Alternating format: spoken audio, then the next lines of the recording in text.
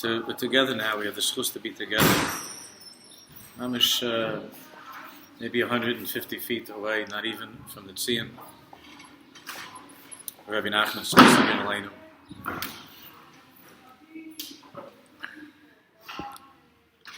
And it's very, very hard. It's very hard for me to speak in this place.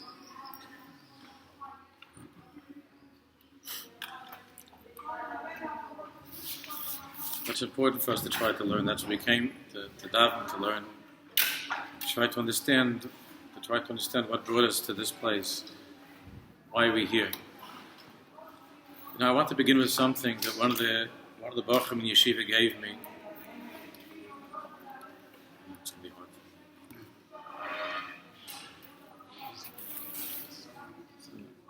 One of the Bachrim in Yeshiva gave me. It was written by Rebbe Tzaddik. Hashem should avenge his blood. I thought it would be appropriate. He gave this to me a few weeks ago in Yeshiva because we began our trip. We began in Berdichev, and we're concluding the trip. We're concluding our journey for now over here in Uman with Rebbe Nachman. And this first-hand recollection of a great person, of a Rebbe Tzaddik, who was a huge Talmid Chacham at Tzaddik, that was killed al Kiddush Hashem. It's about what he remembered from a visit to Berdichev in 1911. But it's about Breslov. He himself, Rebbe Tzaddik himself, was from a Chabad family. He went his own way. He made many, many hakafas. You don't have this in your booklet, but I want you to just listen. And then we're going to learn. This is going to take like an hour and a half. I hope you're okay. I mean, really, I should stop apologizing. It's really we have to work on that, and I have to try not to do that because I don't want you to be uncomfortable. But it's not like there's so much to see around the neighborhood. We did the walking tour. That was the tour. We did the walking tour. Good. We did the walking tour. And of course, anybody that wants to know one of the cover, or just to chill in some other way, Pull up a mattress. It's totally okay. Rebbe Nachman's a very, very big sugi in my life. I don't talk about it so much, but it's a very big sugi. And over here, a little bit I need to share. So listen, because you don't have this in front of you, listen to the words, because it's from a great person. Obviously, it's translated from the Yiddish into English. But I think it's it came from Shemaim, because it's about Breslov and in Berdichev. If a visitor to Berdichev wishes to hear a typical Jewish melody, let him listen to Nissen Belz's protege, If it is B'ditchev Chassidic song his desires, he should go to the Karliner Shtib. When the Holy Shabbos departs and the B'ditchev week arrives with its barrenness, darkness, and destitution, the Karliner Chassidim are still aflame. This isn't B'ditchev. Their ecstasy has just begun, and they don't even dream of bidding farewell to the Shabbos Queen. I heard their singing from afar one Otzei Shabbos and couldn't detect even a hint of sorrow. Now they are sitting in the palace of the divine presence. How can they bother themselves with hunger and pain, poverty and gloom? To be sure, each one of them has his own bundle of suffering at home. To be sure, these burdens are difficult to bear. To be sure, many have aging daughters to marry off, bills and rent and tuition to pay, and an empty money box to cover all expenses. If God so decrees, he must attempt to heal wife and children, and one is himself a bit sick. Old age encroaches, one's strength begins to fade. The world is stricken, there is no sustenance. This is 1911 in B'ditchev. There was for sure no central air conditioning over there. Tear yourself apart, but what will you accomplish? When one sits at the king's table and when the Holy One, blessed be he, is present, there is no room for worry. We Jews have a God who lives forever. The merit of Shabbos will stand by us. The old Karliner Rebbe is surely a good advocate over there. Besides, why worry when we know that everything our Father does is for the good? Even when I walk in the valley of the shadow of death, I shall fear no evil. However, if you would like to hear an altogether different sort of melody, if you would like to hear a melody born of the deepest and most difficult sorrow, if one would like to see ecstasy which is not the result of emotionalism or fervor, but only of the most profound, lucid knowledge, if one would like to see how men can actually walk upon the earth and yet not be here, let him forbear to traverse the muddy B'ditchev streets. Let him cling to the crooked alleyways. Let him pass by the ancient cemetery, the broad desolate field, where the night shadows fall on the orphaned hills, and where one lonely leafless tree at the edge of the meadow can bring one to tears. Afterwards, let him also pass the so-called Lebedige Shul, because that's the shul that's nearest to the old graveyard. Let him pass by many other such shuls. Let him absorb the Jewish dejection and the special melancholy which can be felt in Jewish settlements. When the divinity of Shabbos is about to depart from her children, and dark reality peers out with her lackluster eyes, let him then betake himself to the shtibel of the Breslov Chassidim. Let him bring along his own broken spirit. Let him prop himself up in a dark corner and hear sigh after sigh from the Breslov Chassidim, who sit around the table listening to their Rebbe's teachings. And let him feel in their sighs an expression of the speaker's words. Rabbi Nachman, such a yearning for God that is unbearable. Let him listen well to what is being said.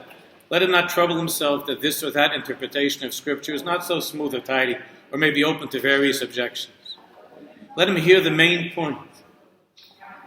Let him hear the tenor of the words. The greatest of simplicity that emerges with the greatest wisdom. Probably means that merges with the greatest wisdom. The most profound insights mentioned in passing without any indication that here whole worlds have been laid bare, gradually touching upon everything that exists on earth and raising it up to the heavens. Let him feel here the cosmic pathos, which after the moment of inner liberation must be transformed to cosmic joy.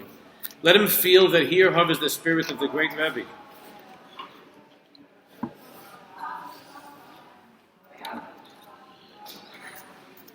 Of Nachman of Breslov, who lifts men up from the darkest depths of hell to the highest everlasting light. Let him later observe how silently, one by one, the Hasidim leave the table, join hands, form a circle, and begin to dance. In this dance, you have to keep in mind that 95% of these Jews were killed later on. In this dance, not one awkward move can be detected. For every turn, every gesture, that's what we were talking about yesterday from Noson's scene. Every turn, every gesture, every inclination has been refined, ennobled, and sanctified to the loftiest level. You look but you cannot believe your eyes. They seem to be ordinary people. Simple Jews, not great scholars, perhaps not scholars at all. They look like common laborers and porters. Yet such inwardness, such inwardness, such depth of feeling and clarity of insight, such spirituality in every gesture, every footstep, and every note of song is impossible to find elsewhere in the world. So Hill says, all the days of my childhood were spent among Hasidim. And in my life I had occasion to hear and see various kinds of Hasidic singing and dancing, including some exceptional melodies from the old Chabad Hasidim. But I never heard or saw anything equal to what I experienced in that poorly lit, forlorn steeple of the Breslov Hasidim in Berditchev. Their joy is a true joy. And their song is a song of redemption. They are free men. They are free men. So say what you will. These people, particularly when among themselves, are no longer in exile. They are always at home in godliness. Outwardly, they may seem less impressive than other Hasidim. But one who has an eye to glimpse what is going on within the next Jew, close to God, must be astounded by the honest, wholesome rejoicing of these people when through their dance they talk. As we approach the Breslov shul, my companion, whose sympathies do not lie with the Hasidim at all, whispers, "Here we must walk more quietly." His observation is appropriate.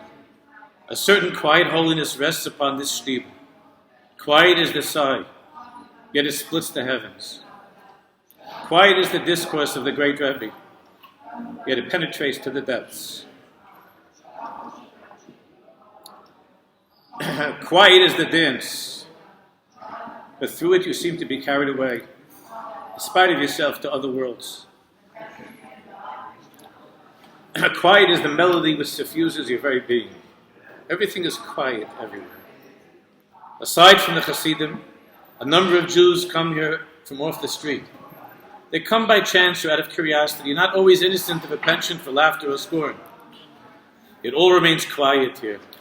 Everyone must listen. By his own choice or otherwise, the scoffer will be a scoffer no more. He must become sincere. This in itself testifies to the power of the Spirit. That which is noble and strong must ultimately overcome that which is base and inferior. During his exposition, the speaker remarks, the Jewish people must teach all the nations that there is a God in the world. That's what Rebbe Nachman said. One of the scoffers comes over to me and murmurs, he whispers, it means that Gentiles should attend his sermons. A little later I see that the very same scoffer, watching everything with an expression of utter seriousness, doesn't laugh, doesn't care to laugh anymore. As the dance becomes especially beautiful and joyous, I observe a 14-year-old boy, one of the curious, tell his friend, it would be so good if all Jews could be this happy with their faith. Indeed, it would be so good. It would be so good. And that's the journey that we've just taken from Berditchev to Uman, to Breslov, to Uman. And we began this journey by talking about the journey.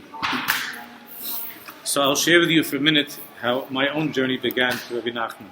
Not that I had the schus to be called a Breslov Chassid, and that's not a davar pashut. There are a lot of people who love Rebbe Nachman, but to be a true Chassid is much more than feelings of affection and a little familiarity with some of the Torahs.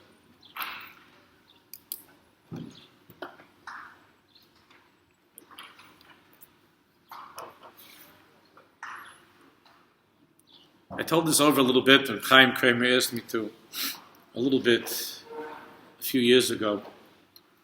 Well, maybe it's just, I remember it was, when it was? It was the night of Sandy. It was the night of Sandy, it was the storm. It was that night when there was the dinner, the scene. So I said a little bit, he asked me, Chaim, I was asked to speak then, I said a little bit of this. But from the time that I was 11 years old, I started to learn Chassidus Sfar. 10, 11 years old. And I mamish grabbed from everywhere and everything I could. And I was just a kid in Queens, growing up in Queens. And I was very, very curious. And I felt, I guess, a little bit of what we were learning in the story of the Rav and his son, not with my father, but within myself, I felt a chisaron. I felt from a very early age that something is missing. They're not telling you the whole story in yeshiva. And something is missing. And my father doesn't speak much. And the little that he said were memories of things that he saw. And one thing that I kept on hearing, because I have cousins that are Chassidic cousins, they're all Satmar cousins. And they're wonderful, wonderful Jews, and they took their little modern cousin under their wing. They used to bring me to Rebbe Yarlish, and my father always encouraged me. That my cousins, I went to Williamsburg, I would go with them a lot. And one thing they always told me is that Rabbi Nachman, because I was asking you already, when I was 12 years old, I was learning Kedushas Levi, Tfer Shloime, B'Mayim Chayim, and I was all Chabad Svarim, and all different Svarim I was learning. And I heard different things. I heard about Rabbi Nachman from Breslov, and my cousins in Sama said, Rabbi Nachman is heilig, but we can't understand it. It's not.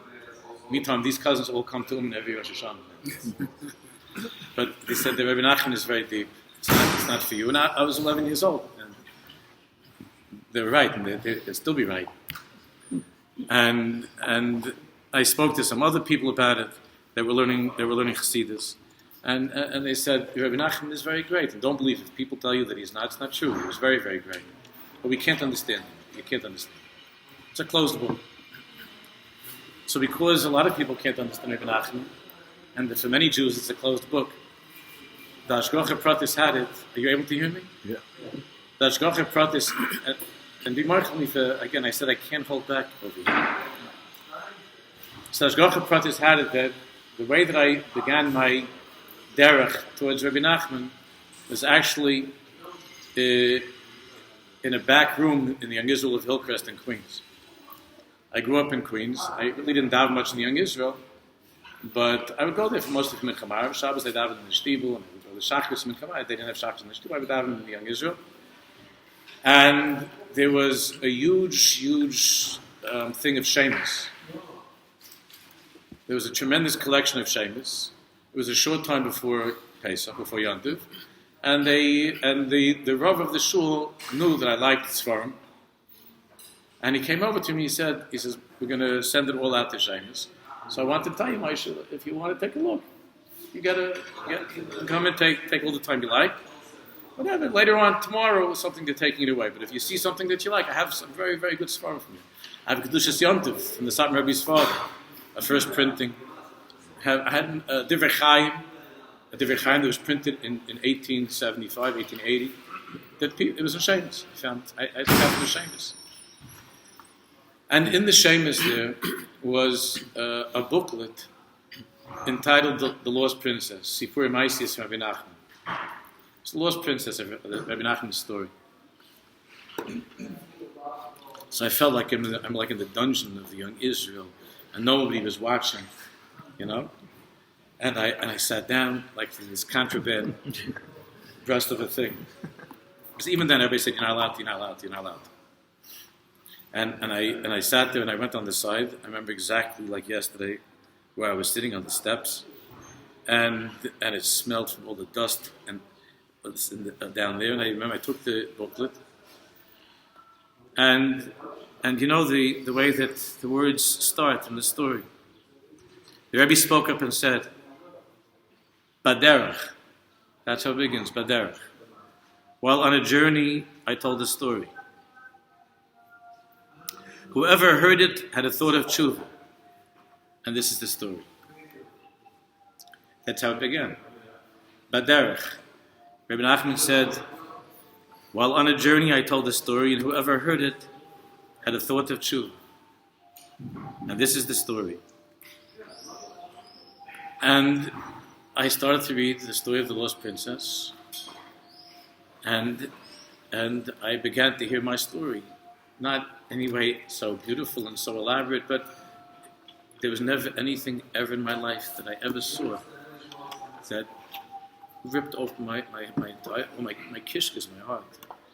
And it didn't even talk about There were no like psukim, and shnayis, and gemaras, but I never saw anything like it. And that was the beginning. That was the beginning of what I felt, that this tzaddik has the ability to give me back my neshama, the neshama of the Bas Melech Shenevda. The neshama, of course, the Bas Melech is the neshama, and the lost princess is the soul of a Jew. You know, when we look at children, everybody looks at a child. You see in a child that there's tremendous simcha, there's tremendous bitachon you see in a child's face. And the reason that a child, there are children that suffer, but the reason that a child is shining, with such simcha, is because if everything is well, if everything is well, he knows that there's a person or people in his life, God's help, a father, a mother. He knows that Yeshli Abba, Yeshli Ima. He knows that. And no matter what's worrying him, and no matter what he's afraid of, no matter what's going on in his life, he knows that he has a father. I think that the question is, what draws people to Rebbe Nachman? It's a big question. There are professors that write doctoral theses on this question of what is it about this place that we just a few minutes ago we were by the clothes and we're adding thousands of chairs in the building and people who are not from, people who are different coming from different places of the Yiddishkeit, whole, broken, 2/3 people, 1/8 person, all different people coming to this place. And everywhere in the world that there's such a powerful longing to connect to this tzaddik, more than any other tzaddik. I think we could say that, at least from what we're seeing, more than in our time, there's no question more than to any other tzaddik. Maybe you could say the Lubavitcher Rebbe, but certainly from the Friedrich tzaddikim that people didn't see with their eyes, there's nothing like this. I think that most of the world is feeling now that baderach, that along the way in our lives, at some point, the Bas Melech got, well, of course. People are inward people. People are pneumistic people. This is the olam I'm talking to now. That somewhere along the way, there's a feeling that we're lost, that we got lost. That somehow I lost that feeling that I had when I was a little kid and I was davening. Somehow I lost the excitement about being in a Makom Kodesh. I lost the excitement of being just alive, being in the world. And there's a tremendous amount of despair and depression.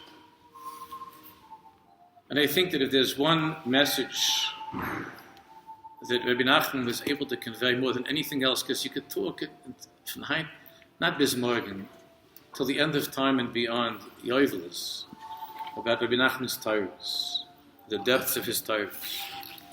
But I think at the end, what makes the greatest impact, I'm speaking for myself, and for many, many people who I've had discussions with about this, is that somehow Rebbe Nachman was able to convey to the lost princess,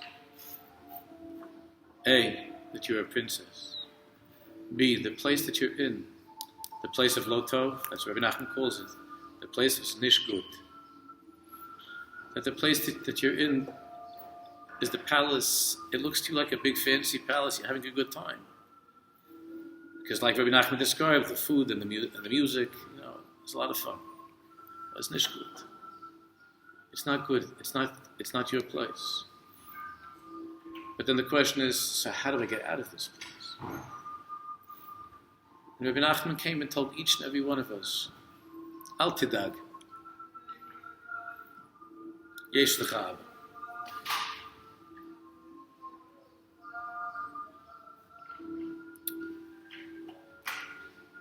Yesh lecha Abba, and even if you're zeicha to have like Baruch Hashem, I have, and thank God, many of you still have your fathers, they should be alive and well, and so on, so on. Even if you have the best father, but there are things that you know that your father can't understand about you. And that he doesn't feel all of the things that you're feeling. The special dance that Hillel Zeitlin described, that when we come to this place, even the person who's a misnagah said, here there's something different. Here, you have to listen. Everything here is, you have to be quiet. The joy. Who are these people? Could you imagine? How they lived. We have no music of how they lived. The misery, the poverty, the tzibbrachenkeit of how they lived. We have no music. But if you believe that Yesh Lecha Abba, and that your father not only loves you, he understands you. And not only does he love you, not only does he understand you, but he's a melech, and he can do anything.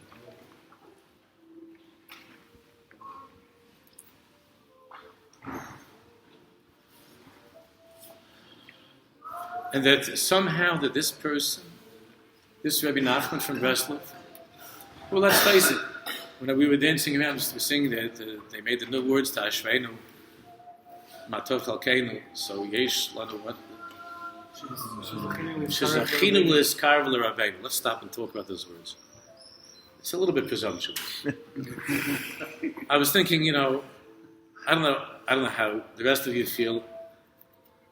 Shezachinu L'Iskar V'L'Rabbeinu. L'Iskar V'L'Rabbeinu doesn't mean just taking, a trip for a couple of days and stopping off and saying, I think clearly it's big, it's a very big thing. And just being in the presence, which we'll talk about in a few minutes, it's a very big thing. But Shezachinu L'Iskar V'L'Rabbeinu. But yet, there's a hashgacha pratis that every single one of us is here. And each one of you is a story, myself, like Rebbe Nachman's stories. We would all be in stories of Rebbe Nachman. We'd be different kind of beggars. But we're all beggars. Everybody who somehow came here, because this is not, Sof Kol Sof, we're not here like tourists that came because they want to identify with Israel, and they buy Israel bonds, and they took to see the artist gallery in Svas, to take pictures or something. We're on our way to Eretz Yisroel also, by way of Uman, Adidshiv, Mezbez, Uman, this trip that we're taking. And where each one of you began your journey, and myself, and how we dafka came here together, I believe there's a connection between our neshamas. I davened a lot that everybody who comes on the trip, each time Yitzhak Mordechai would tell me, he would come over and tell me that so-and-so is coming. I'd say, because I davened a lot that it should be hashgacha, a big hashgacha, that it shouldn't be anything from outside. It should be, when I say outside, I don't mean people that are not from shul. I mean chas v'chliya shouldn't be anything from chitzayin. And there's hashgacha pratis that we're here together in this place at this time.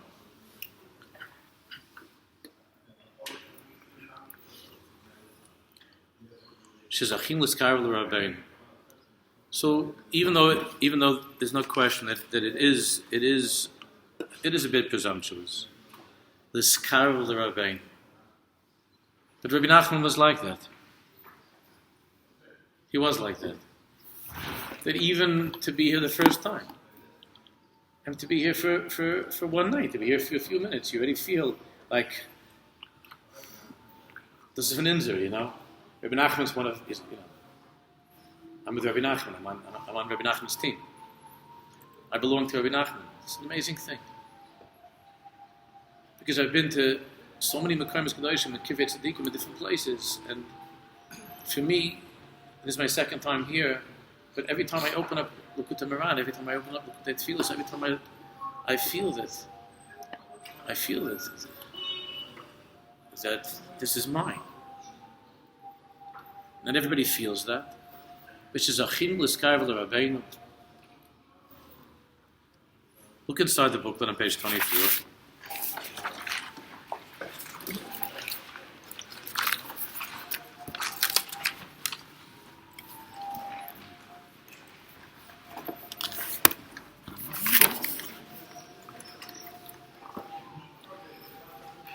I mentioned this yesterday.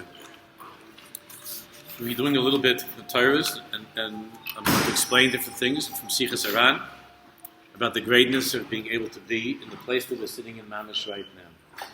This place that we're sitting in right now. But I wanted to begin with this because we're on the way to Eretz Yisroel.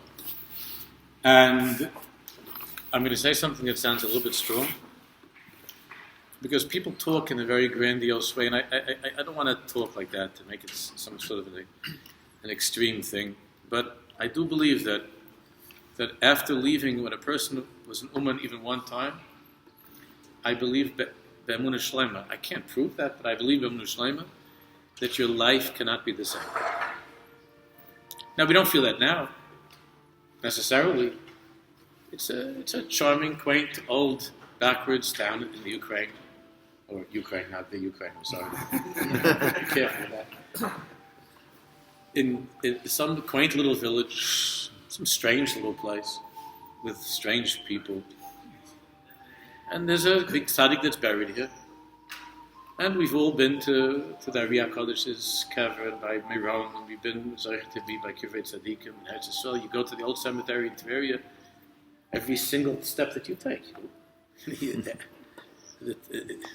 In the two cemeteries, which will be Zoich Mitzvah, I know both, but will be by Rebbe Kiva, Chal, by Shloh, Kodesh. Then you have the Chaluk in the other cemetery, the Chaluk of the Tamil Basha,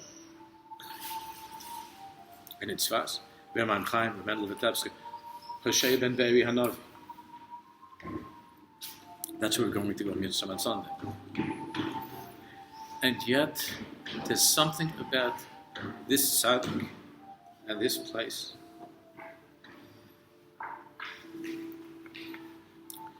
that makes you mishug.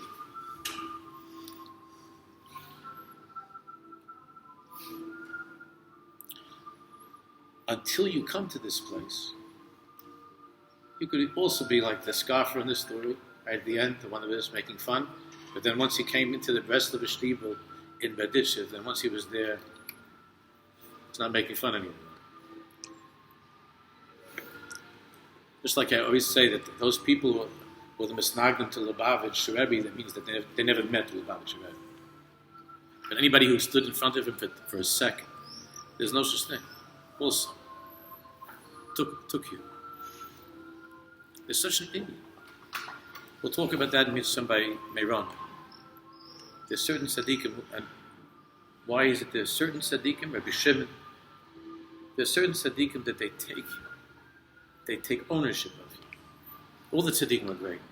There's certain tzaddikim that they're kind of, they don't let you afterwards be, they don't let you, you can't be the same. That doesn't mean that we're going to be big tzaddikim when we walk away. Halavai, we should all be zayich to the truth. But you can't be the same. So we're on the way to Eretz Yisroel with Rabbi Nachman, coming from Beditchev and the Baal Shem Tov, on page 24, Eretz Yisroel Aish. Next week's parasha. Parashas Shlach.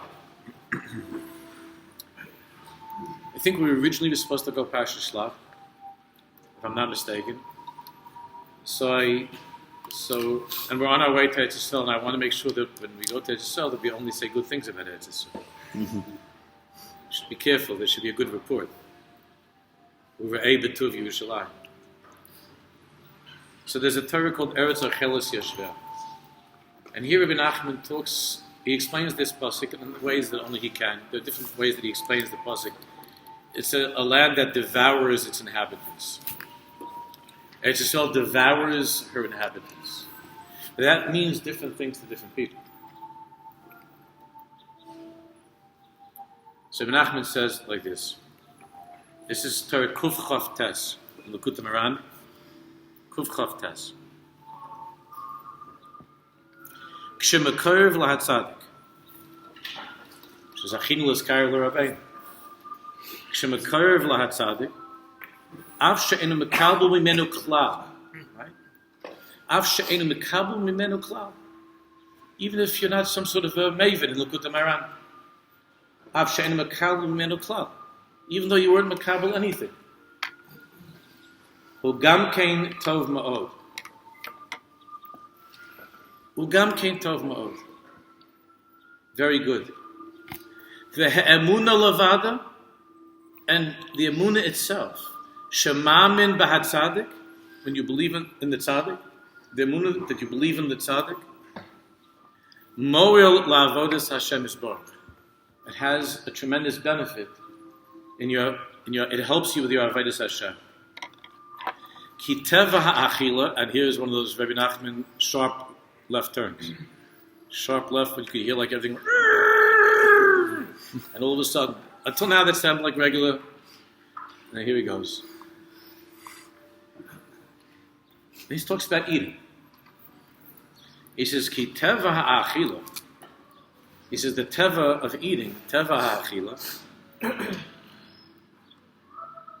Shahamozon nishapach l'nizon. Shahamozon nishapach l'nizon. גדי, אתה מבין גם כן? אתה מבין אנגלית כמו החבר שלך? כל כך טוב? יופי. אוקיי. שהמוזן נסהפך לניזון.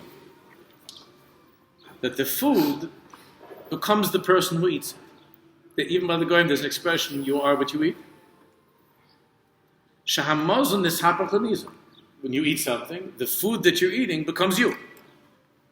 It becomes you. כגון. When an animal eats a plant, like the grass, then then that which was on a lower level, which was on a level of tzomech, of a plant, by being eaten by the animal, is nishapchen ha'asovin l'chai. Then the grass is transformed into a higher madrega, it becomes chai, it becomes the animal. When it enters into its intestines. And when the person has that piece of chicken or the piece of meat, so then what? Then the chai, the animal, becomes the nizon, the mozon becomes the nizon, becomes the person who ate it. Sh'hamedaber oichel achai, nishapech achai lemedaber. Ulchol mokem shenichnas l'sham hamozon shenischalek laheivarim. And everywhere in the body, of course, that food is distributed. Hashem Yisborach made the body, and it circulates throughout the body to all the limbs and organs. And this hapech lemahus ha'eva mamash shenichnas l'sham, and it becomes that eva kigam achelik mamozon nichnas l'moach. However, whatever it is from the food, whatever part of the food somehow through the circulation enters into the brain, it means that now becomes the moach of a human being. From a plant, from an animal, became the moach now of a human being, the mind, the brain of a medaber. And if it's a Jew, it becomes the brain of a Yisrael. The brain of Yisrael, and it can become the brain of the rugged show. That somech, that plant, to that animal, the whole Chadgadya, which is what the Chadgadya is all about. Nishapach lamoach. Va'nichnas l'leiv, and that food which somehow from that food what goes into the heart is nishapach l'leiv. It becomes heartzy. It becomes the heart itself. V'chein l'shar ha'evar, and so it is with all of the organs. V'zehu, now this is the effect that Eretz Yisrael has on a Jew. Eretz ocheles yoshveha. Look how Rebbe Nachman learns this. But you could already hear this happening. It's a land that devours whoever comes into it. It eats up the person who's there. Ki Eretz, Rebbe Nachman says, Eretz is bechinas emunah. Eretz, of course, land means malchus, means emunah. Eretz means that which is the essence, the base of who we are. Ki Eretz hu bechinas emunah. K'moshe Kosuv, as it says in Pasuk in Tefillah, there's also Rebbe Nachman, without any Googling, is the way that he was able to bring rayas from different places in Tanakh. Shchon Eretz, u're'ei emunah, dwell in the land. U're'ei emunah, re'ei is like a ro'et son, and nurture faith. Dwelling in the land, Eretz is emunah. dwell in the land, and in the land, Eretz Re'ei Emunah, with an ayin, and nurture faith. And Eretz is the nurturing of faith. Emunah is the land. It means Eretz Yisroel. V'zehu, Eretz ocheles yoshveha, ki kishenichnas la'aretz. Because when a Jew enters deeply into that sugya of Emunah, which is Eretz, when you enter into Emunah, when you're a mevakesh Emunah, when you're the lost princess, and you're seeking Emunah, kshenichnas la'aretz. Now some people, when they come to the land, like in Meraglim, some people are destroyed by that. And even on their level, there's such a thing that you could remain an outsider and a scoffer also. But there's that koach of Yeshua and Kalev, the koach of Emunah. She bechinas Emunah. Eretz Yisrael, Eretz is bechinas Emunah. And if you're a person who is able to admit that you're lost princess, and you are entering into Emunah, / Eretz Yisrael, Eretz, Malchus, you're looking for that. You want to get out of the bad palace, and you want to get to Yerushalayim, you want to get to HaKadosh Baruch Hu, and you want to get to that point inside of yourself. Eretz ocheles yoshveh. If you're zoche, Eretz Yisrael, Emunah will swallow you up and devour you. And you will become one. Just like anything that's eaten, it becomes you. You see, there's a difference between a person who talks about Emunah, who learns the sugi of Emunah, who enjoys machshav and hashkafa, and being a man. Being a mammon is a different thing altogether. Like you could talk about tzaddikim, but when you meet a tzaddik, a real tzaddik, it's not anything that you ever spoke about. So he says there's such a thing that a person who enters into Eretz, if you enter into Emunah, nechol etzlo, then Emunah can swallow you, can chew you up and devour you. You become a mammon. You become the etzem hadav. Hainu, kishadavuk lahat tzaddik umamin bo. Now he comes back to the original, to the beginning of the Torah. Kishamakor tzaddik. Hainu, kishadavuk lahat tzaddik umamin bo. That when you dovuk to the tzaddik and you believe in the tzaddik, shehu bechinas eretz, nechol lahat tzaddik. You can get swallowed up and eaten by the tzaddik. V'nishapech l'mahus ha-tzaddik mamish, and you can become a tzaddik. You don't know how it happened to you. He took a bite of you. Eretz ocheles yoshveh. It's the way of true tzaddikim. It's the way of Eretz Yisrael and Yerushalayim b'frat, that it swallows you up. If you let yourself get swallowed up, it's Eretz ocheles yoshveh, and then it's no longer I'm talking about Emunah. It's no longer that I'm majoring in Emunah in graduate school. I'm a mammon. Ani mammon. V'chein Eretz Yisroel ba'atzma yesh lo gam ken hakoach hazeh. Eretz Yisroel also has this koach. V'al kein omer Rabbeinu Zal kol yoshev Eretz Yisroel. And again, kol yoshev Eretz Yisroel doesn't mean you have to understand Eretz Yisroel. Doesn't mean you're a maven in Eretz Yisroel.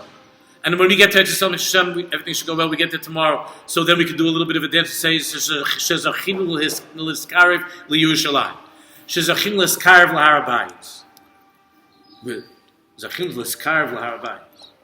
So we understand the harabayis. We understand what it means the Beis Hamikdash. We understand what it means the Yerushalayim, Klilas, Yoifim, the Sois Kolars. We don't understand. But look what Rebbe Nachman says. He brings from Chazal. Kol Yoshev Be'eretz Yisrael. But if you go with the right attitude, and if you want it, and if you admit that you're a lost princess, that's the key. If you admit that you got fablanged along the way, and you drop the whole macho thing, that I'm okay, everything is okay. Kol Yoshev Be'eretz Yisrael. Kol Yoshev Be'eretz Yisrael. Shorui. It doesn't say that you understand the sugi of Eretz Yisrael. It doesn't say that you're a baki in Kedushas Eretz Yisrael. But kol yoshev Eretz Yisroel shorui b'loy ovay. You're already in a place. Shorui, you're already in a place below ovay. That the Indian of Averis already begins to become a separate thing from you. That doesn't mean that you'll never do an Aveir again. But like we learned from Rebbe Yitzchak from Meditchev, I said many times in Shul, the Avar from the Meditchev, that you never saw that a Jew should make a Sudas Aveir, only a Sudas Mitzvah or a Siyum. And that once a person is by the true Tzaddik, you can't have the same Geschmack from the Aveir that you had in the past. It takes away from you already that connection to the Aveir. So, Kol HaYoshev B'Eretz Yisroel. But it means, it says Kol HaYoshev B'Eretz Yisroel. That's already a commitment of some sort. But Kol HaYoshev B'Eretz Yisroel, Shorui B'Loi Oven, Shenemar, Ha'am HaYoshev Ba Nesu Oven. The nation that dwells in the land is lifted higher than sin. Why? Why is that? They call it Yoshev B'Eretz Yisroel. Ki hi Eretz Ocheles Yoshvel. Because it's a land that eats you up. Sha Yoshev Sham. Because when you get in that place, Eretz Yisroel, and you are Yoshev there, then you don't realize. You look down. You actually have one of Rabbi Nachman's, one of the Torahs he brings from the Gemara of Basra, similar thing, that all of a sudden you didn't realize that you're sitting and then the mouth opens up, and not like Kairach, Chas v'Shalom, but Eretz Yisrael just somehow swallows you. V'nishapech l'mohusa hakadosh, and then you become an Eretz Yisrael dikiyid. You become Eretz Yisrael. Valkei, and therefore, Afilu amahalach arba amos B'Eretz Yisrael, which you remember that when Rabbi Nachman came off the boat, I'm sure that many of you read that when Rabbi Nachman came off the boat, the second he got off the boat, he said, "Amos, I already took care of what I had to. Everything's already finished, and I could go back." But he felt bad for the person. He said, "All right, so you want to go touring or whatever." But the second he stood on the ground of Eretz Yisrael, Rabbi Nachman said, "Again, it's finished. The Indian is finished. It was taken care of." I feel b'Chazal say, I feel a mahalach arba amos B'Eretz Yisrael muftach lo yishu ben olam haba, because Eretz Yisrael won't let go of you either. It doesn't let go of you. It won't let go of you. If you open yourself up to her, she's an Eretz Ocheles Yoshveh. She will devour you, and you will become Eretz Yisrael. Now you can go away for a while, but you can't live without her.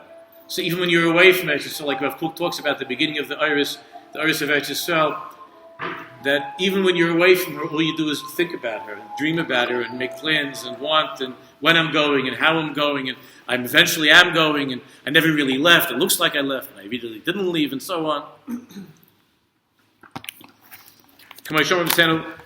Al posik b'krar l'merim lechels b'sar.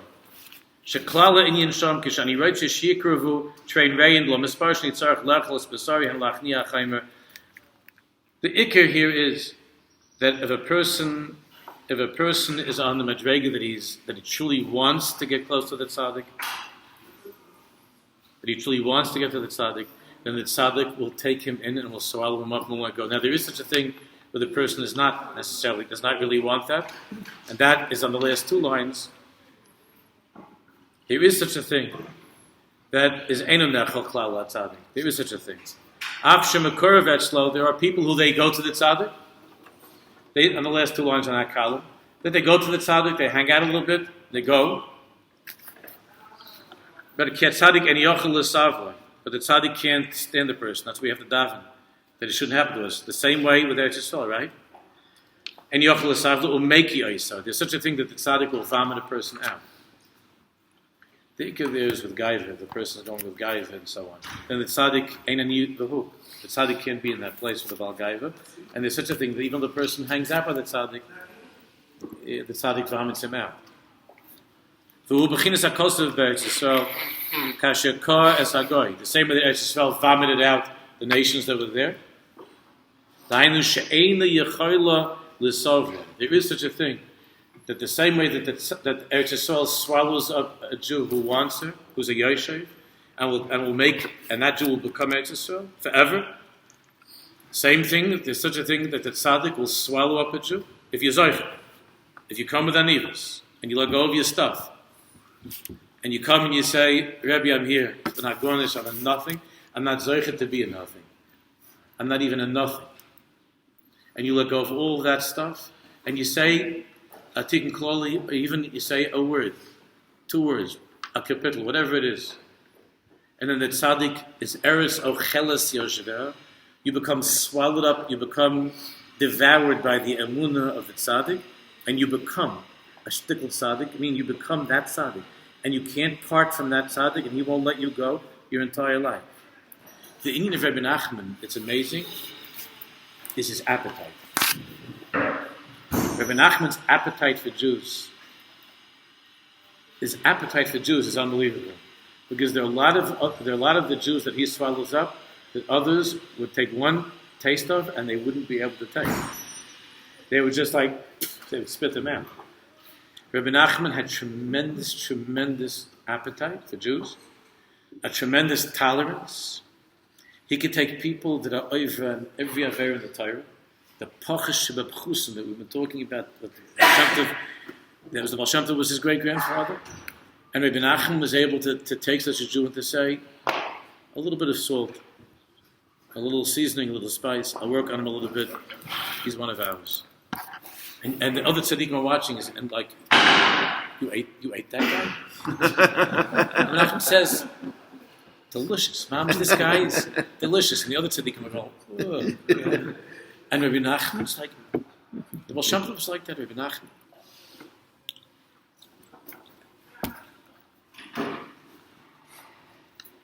Eretz Yisrael's like that too. We're talking on the way here. From the Chevra, the Zeicha to be here. Ushi's been here a few times. Shmuel's been here for many years. It's Shariel, a couple of the other guys have been here. Avi's been here. We have a lot of Chevra that have been to Uman Rosh Hashanah. Jay's been here. Guys that have been here. Yamin, Chevra that have been here. Yoni's a long time. So we're talking on the way how these the people, a lot of the Israeli Chevra, they come here. Rosh Hashanah. So I asked Shmuel, do they daven when they come? He said, right, like a little bit sometimes. A little bit daven. He said no. You said no? All right, I didn't hear that exactly like that, but man, look, it's not that's certainly not the strong Indian that they came for, and to sit in the shul for a couple of hours, that's not okay. But mostly they're on the streets and they're doing little flips and stuff, and they're happy and whatever it is to be with other Jews. And there's an Indian of Eretz Yisroel also.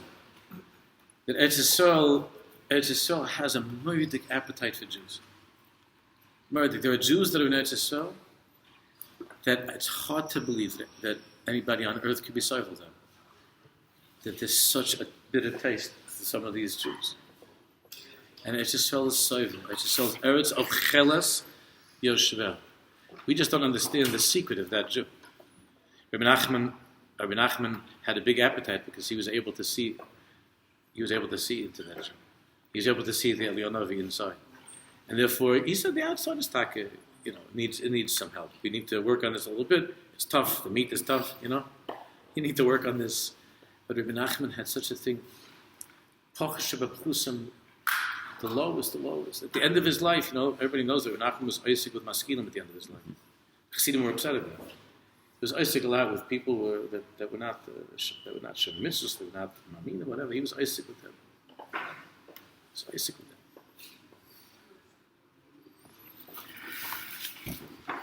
So Aleph. I know it was a long time for Aleph. The rest of the ISCS are going to be shorter.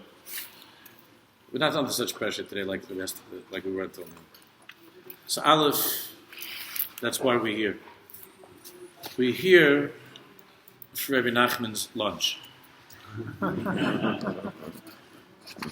We came here because Rebbe Nachman knew that we are Jews that would enjoy being swallowed and devoured by him. That might not be something you feel now. That's okay. You don't have to start thinking like when we were younger. So they said you can go to the coastal, you can go to the coastal. And then like went to the coastal. I remember I went to the coastal. So it's a big rock. And I felt like I must be the lowest Jew in the world because I didn't feel anything. When I went the first time when I was I think 10, I went to right after the 6 Day War, and I didn't feel anything. It takes time, but it means that we're like when Rebbe Nachman opened up his menu, his thing. He says, "Oh, Shmuel Tzvi Gelman, come over here, Shmuel Tzvi, come on, Shmuel Tzvi, come on." That's appetizer. Shmuel Tzvi's father says, "Oh, Nachman," and then the other one say, "You don't." It's not the same day. Not the same day. Oh, Nachman then looks on that. He looks over here and his menu. He sees this is good. I like this. This is very good.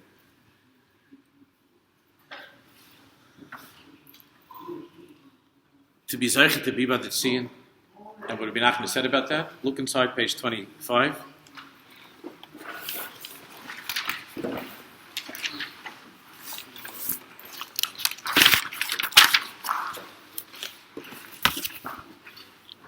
I'm sure many of you are familiar with this.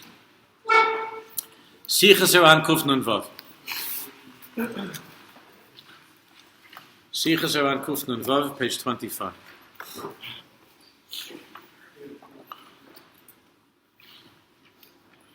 Kishahaya be'uman shoma bebeisa kol shel hatzoyakim al beis almin al kivrei avos.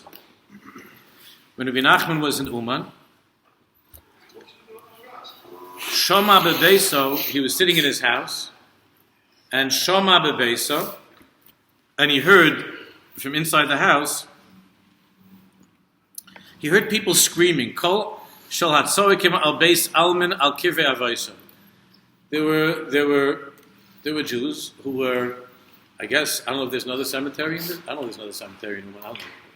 But there were Jews who were visiting their parents' graves in the cemetery.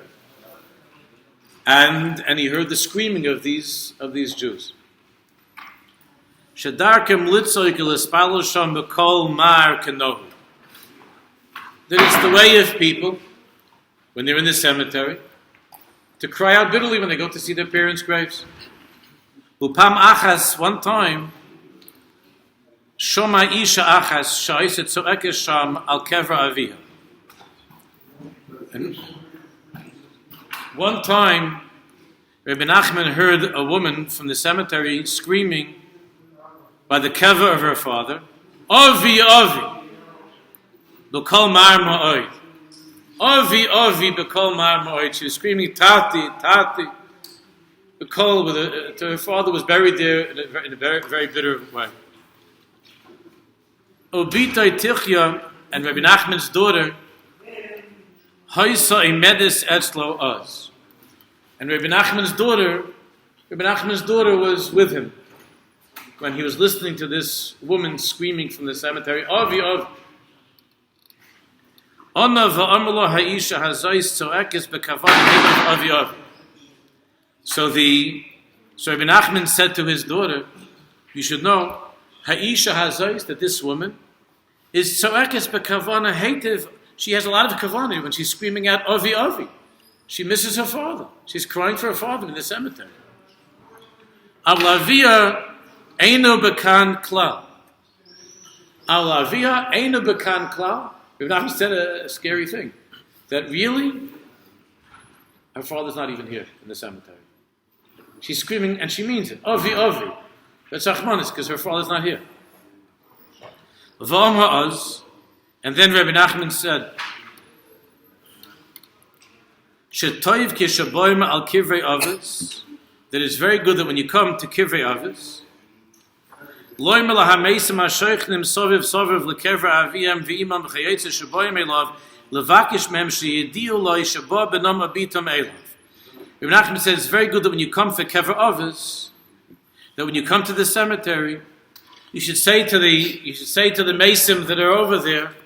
I'm not going to explain. I don't know what it means this exactly, to say to the Mason that are there, that are around the kever of your father or your mother, could you go tell this person, now why is it that you could talk to this one? Why is it not to your father or your mother? Go tell my father, go tell my mother that I'm here.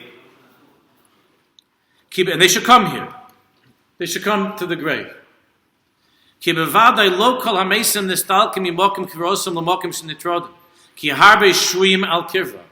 the reason is because Rebbe Nachman says there are many of the Mesim that they go away from the grave. There's always a tiny, tiny little bit of the kista de chiyusa, a little bit of something left in the grave. But Ruba the Ruba, they're out, they're gone. And there are others that are shruim al kivra. There are others that they're there, much, much more present at the grave.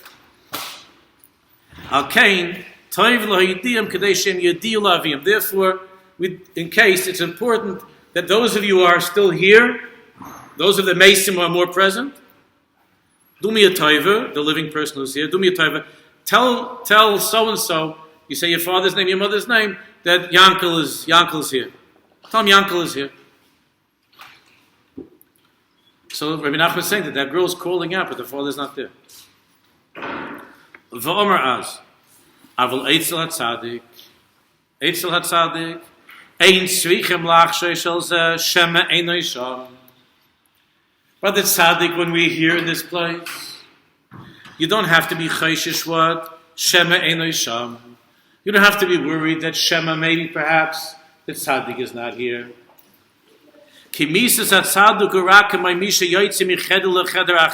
Like he told his family. That the death of a Tzaddik, he told him not to be, but he was very sick at the end and they were crying. He said, believe me, I'm only going from one room to another room. And he said to his daughter about himself,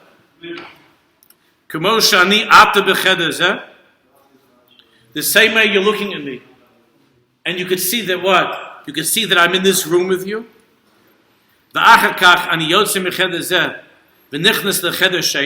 And in a minute from now, I'm going to be leaving you and going away from this room. And I'm going to go to the next room and I'm going to lock the door. He said to his daughter, but if you come to the door that separates between the rooms, and you call Avi, Avi, my father, Tata, Lo eshmad v'raich,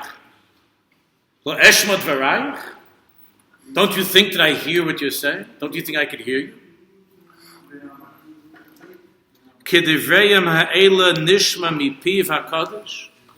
Like these words, what Rebbe Nachman, this Indian that Rebbe Nachman explained to his daughter. Nishma mipiv HaKadosh kama pamim was heard from his holy mouth a number of times. Sheromaz l'kol echad ve'echad kame godlo hamayla shamisha yizke lova al kivroi HaKadosh v'hanoir. Those times that Rebbe Nachman spoke about the tremendous schus. I don't know why the kids just talking the next room. It's not shy. Are they davening? The kids. What? What? Trying to car. זה מאוד קשה לדבר. אבל יש הרבה מקומות. תודה רבה. תזכו למצוות. Okay, ברכה והצלחה. I was just talking about you guys. He says, I don't mean that to No. Shamisha Yizke says, when Rebbe Nachman spoke about the unbelievable madrega of Misha Yizke Lova Al Kivra HaKadosh V'Hanoir, of whoever is Zeicha to come to his holy kever, Ki Bevada Yishma Dvar. Now to us it seems like Rebbe Nachman, when we come to the kever of Ecstatic, it seems like, he's light worlds away.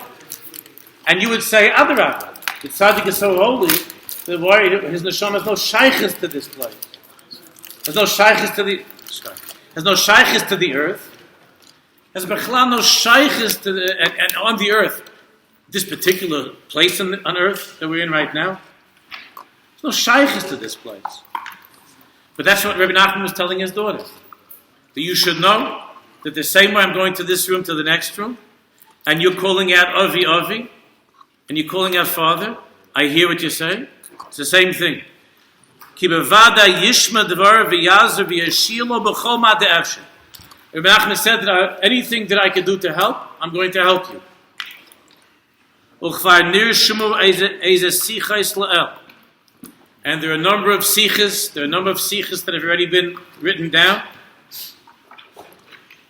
Ki chen hayadarka b'kodesh l'siyach l'daber b'chachmaso aneflo u'b'shas asicha lo'hevinu kavanasai. There are many times that Rabbi Nachman would speak, and b'shas ma'aseh, when he would say what he was saying, they didn't know what he was talking about. V'achar kach hevinu l'mafreya kavanaso hakadosh. I'm going to add something to this. We don't have time to go through the notes. This is from a wonderful edition of the Sichas Aram with the note. That it's not only when a person was zocheh to hear Rebbe Nachman say a sicha when he was alive. Even those, like I was saying before, who was zocheh to be in Uman, to be by Rebbe Nachman, even when he's not physically alive, and b'shas ma'aseh you don't hear him, b'shas ma'aseh you don't feel it. Later on you'll understand. That's how it is. Later on. Eretz Ochelis Yoshveh. Ve'achar kach hevinu l'marfreya kavanaso hakadosh. And only afterwards would they begin to understand kavanaso hakadosh. Befrat binyan zeh, the next page 26. On top left side. Befrat zeh, lova al kivro, shediba harbe mizeh. Rabbi Nachman spoke a great deal about what? About coming to his grave. He wanted Jews to come to his grave. There are only a few tzaddikim that we know of that spoke about that, and there was nobody who spoke about it as strongly as Rabbi Nachman. Shediber habe mizeh beferish, uberemez kama pa'amim, uchvar mavur ma yichet shnei edim. And not only that, but we know that he appointed two edim. Look at the note, Tov Kuf Chaf Dalet, just to fill in a little bit. Re'ei b'chayim Moharan. We're looking in the commentary of the Noam HaSichas, who brings many Maramakaimos. Re'ei b'chayim Moharan, that in Chayim Moharan, the Gila Daitoi, that he was Megala, he revealed his desire, his das, his request. The Kama Mine L'Shainis, in different ways, Sheyavo Al Kivroi Tomid, that there should be Jews who are always coming to his kever. Loimar Tehillim Al Kivro, to say some Tillim by his grave. V'lil Moed Sham, and to learn by his grave. We're Mamish doing that right now, to learn by his grave. V'lahar Bei Sham Betfilah B'Sachanunim, and to try to say a lot of Tchinis and Tachanunim and so on, Tfilas. He spoke to different people about this. Gam ki shabami Lemberg, Omar shesham hayatoiv l'fanav l'istale. When only Rebbe Nachman spoke this way. When he came back from Levov, when he came back from Lemberg, he said, "Estake, that's a good place to die." He said, Lemberg. He said, when he came from Lemberg, shesham hayatoiv l'fanav l'istale. He said he was in the mood of dying over there. It was a good place to die, Lemberg. V'lishkov sham.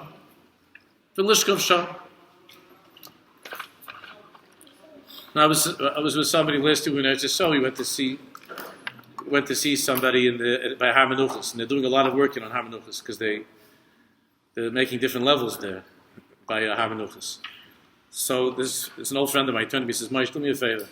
If I go first, don't put me over here. I can't take the tractors. They're making me crazy. Do me a favor. I can't. Give me like a better. Give me like I said the old spots are a lot more money. He said, take it. You can take it from the bank, whatever. If I have anything left, just don't put me over here. I can't take it. It's too much. I also can't take the noise.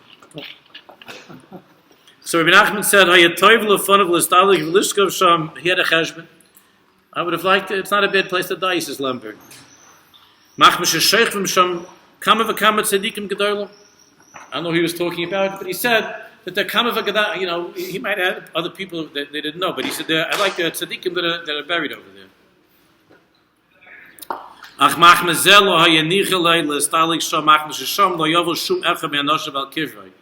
he said, I decided not to die over there because I won't have people coming over there. They're not going to come to Lamberg.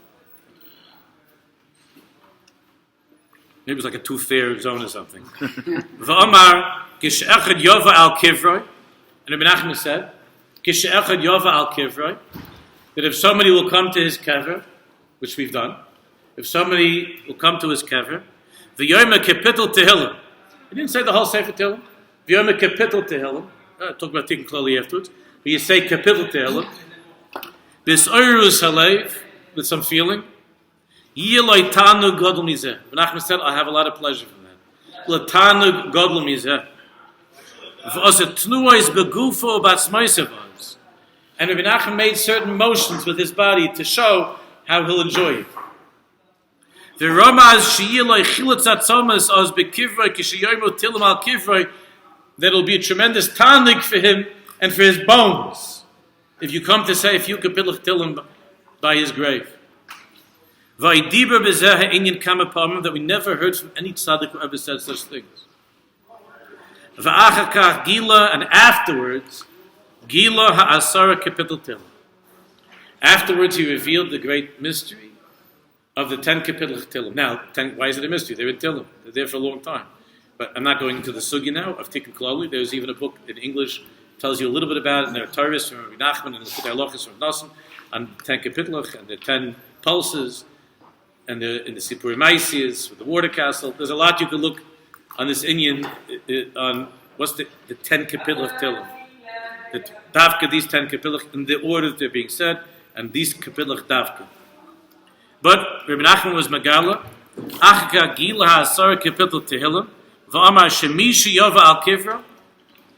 Whoever comes, Rebbe Nachman said, whoever comes to my grave, v'yitein pruta l'tzedakah, didn't say it has to be a big amount, but you give a pruta to tzedakah. V'yomer elu asar kapitel tehillim yaniach, and we'll say these 10 kapitel tehillim, the Tikkun Klali. Look what Rebbe Nachman's lashon was. This is the lashon of Rebbe Nachman. That if you do that, Yaniach atzmai la'orach u'leroichav, I will throw myself down, length and width. Lazar l'zeh ha'ish, to help this person. Afilu ava masha'avha, no matter what aveira he did in his life. Rebbe Nachman made this promise. V'yichad shnei eidim al zeh, and he took two very choshev tzaddikim tamid chachamim as eidim. He took them as eidim. K'mavur b'mokem acher, as is explained elsewhere. Turn to page 27.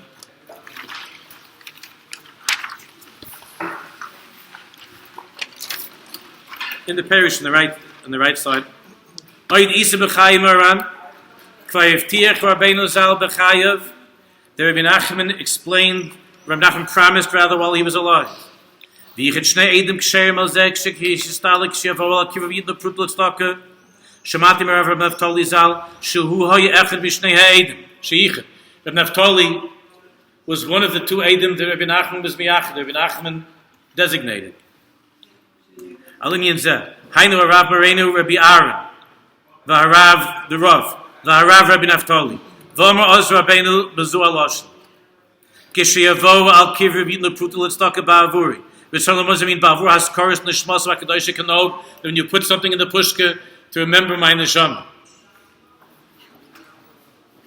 The yoimru eila asar kapitel tilim haneshama etzlenu b'shvil tikkun lemikra laila rachman, and you say the 10 kapitel tilim that he organized, that he arranged, the Tikkun Klali, which is befrat for the inyan of mikra laila, for a person not being able to guard the holiness and during the sleep.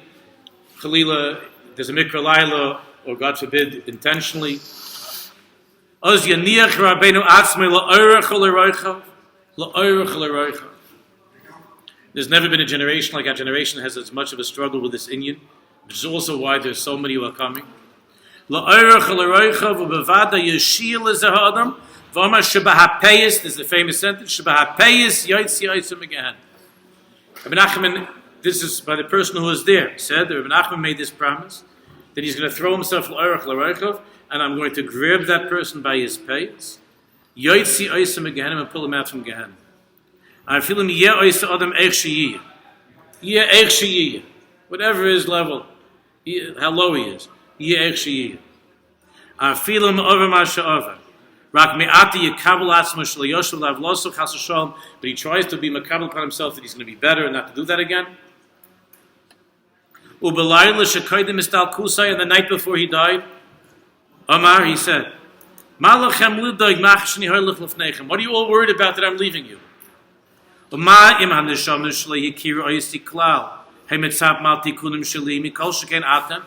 He says, you're going to see even Jews, neshamas that never ever met me, that didn't know me. They are depending upon me for Yeshua. Then what? I mean, you, my Hasidim, he had very few. You, my Hasidim, my family, you don't have to worry. Who were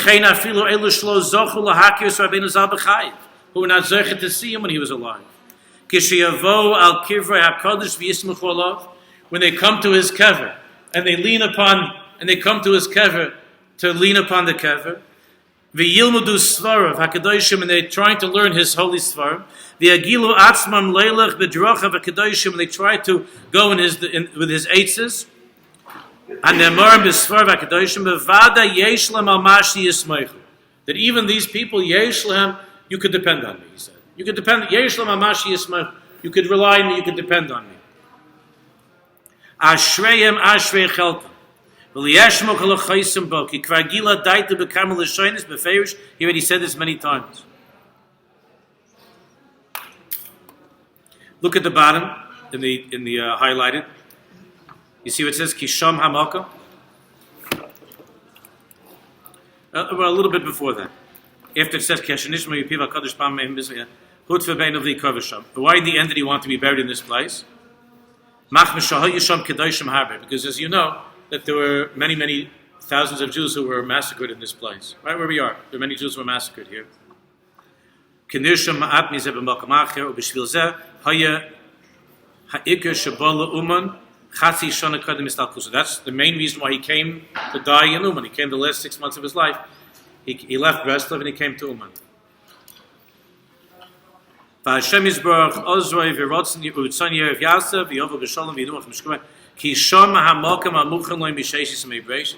place that we're in right now was designated from Sheshis and Mebrachis.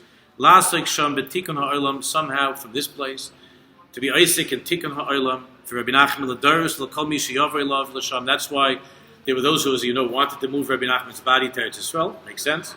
There was an effort that was made to move Rabbi Nachman's remains to Eretz Yisroel, but that couldn't be. So maybe Mashiach comes, that couldn't be. Rabbi Nachman should be moved from this place because there was a cheshbon, davka to be here in this place. L'Kol Mi She'Yavrei Lav L'Sham V'Yoyim Ha'asar K'Pid L'Tilim Ha'Yidum Etzleinu Kasher Hivtiach B'Chaim Chayuso Ashrei HaZoich L'Zeh. Should we take a 5 minute? Is it okay? Should I take a break? I'm okay. No, let's keep going. You all right? It's a big Indian. We're not here too often. Okay, a little bit more.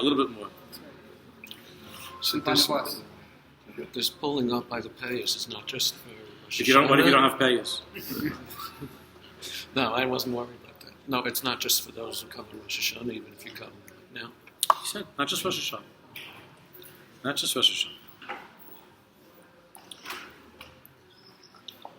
Now, the Indian of his kashrus, because we're talking about Liz Karev, and now we saw the greatness, the Indian of being of his karvas that comes just by being a Yoshev and coming to this place and believing in the Tzaddik, and through belief in the Tzaddik it's possible to come to a madrega of Eretz Yisroel, that once he tasted a little bit of each and every one of us, Mitzvah Hashem, he'll swallow us up and take us into him, and will become something of that person, something of that tzaddik. That's what we've been talking about. L'skarev l'Rabbeinu. The meaning of his karvas, moving to a madrega of his kashrus. Now the truth is, I prepared a shiur to give, but that itself is a 2-hour shiur, on the meaning of his kashrus, the tzaddikim. That's based more upon the Eretz Yisroel from the Holy Velednica. It was only a couple of hours away from here, the Velednica. But was going to say on the bus, but it's not going to be anymore the bus. But this kashrus, as far as Rebbe Nachman is concerned, Rebbe Nosson spoke about his kashrus with Rebbe Nachman with the Tzaddik, with Rebbe Nachman in a few places. In B'tzias HaPas Halacha Hey, in Lukutei Halachas Birchas HaPeiros, Birchas HaReach, in Tefillas Mincha, in Choshen Mishpan, Gvias Chayiv Me'al Kuchas, and in many, many places Rebbe Nosson talks about this inyan of his kashrus. But the way that I'm going to explain it to you now, which is not long, this is not long now, we finished. The way that I'm going to explain the inyan of his kashrus to the Tzaddik is, and to Rebbe Nachman Befrat, is based upon, not entirely, but it's based upon a shmuz from Rav Kluger's of the Zayin. It's based upon a shmuz from Rav Kluger. It's found, I don't know if it's put into one of the Sfarim yet. It came out as a chaveret last year, I think for the chaver that was here Rosh Hashanah. And one of the guys in Shiva gave it to me. It's in that chaveret. It hasn't been put yet into a sefer. It's in a booklet. So this is what I'm going to say now is based upon what's in Rav Kluger's, in that chaveret. Now, when Rav Kluger came to the shul some time ago, it's maybe a year ago, not even, he spoke a little bit about this inyan, a little bit about the inyan, but not in the context of the tzaddik. He was talking more about chaveir. I can't hear you.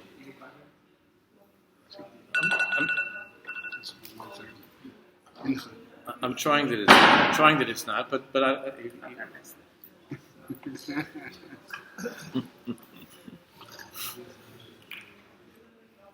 But David says that it means that many shviach is done. What? He's laughing. It's okay. Leave him. Okay, it's okay. No. Yeah. It's okay.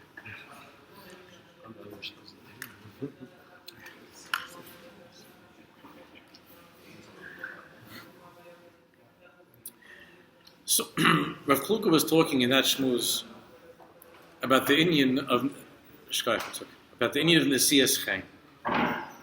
Nesias Chaim. He's talking about a hava.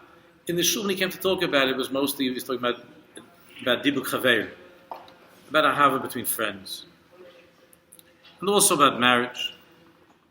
And he explained then that in when it comes, let's say, the Moshe, when it comes to Chas and Kala, to the inyan of Chas and Kala. So he explained that there's a certain tkufa at the beginning of their relationship, whether that's in more modern circles, longer time during dating, or in old-fashioned circles when they're getting used to each other already when they are married. But it's the same meaning, they have to get used to each other.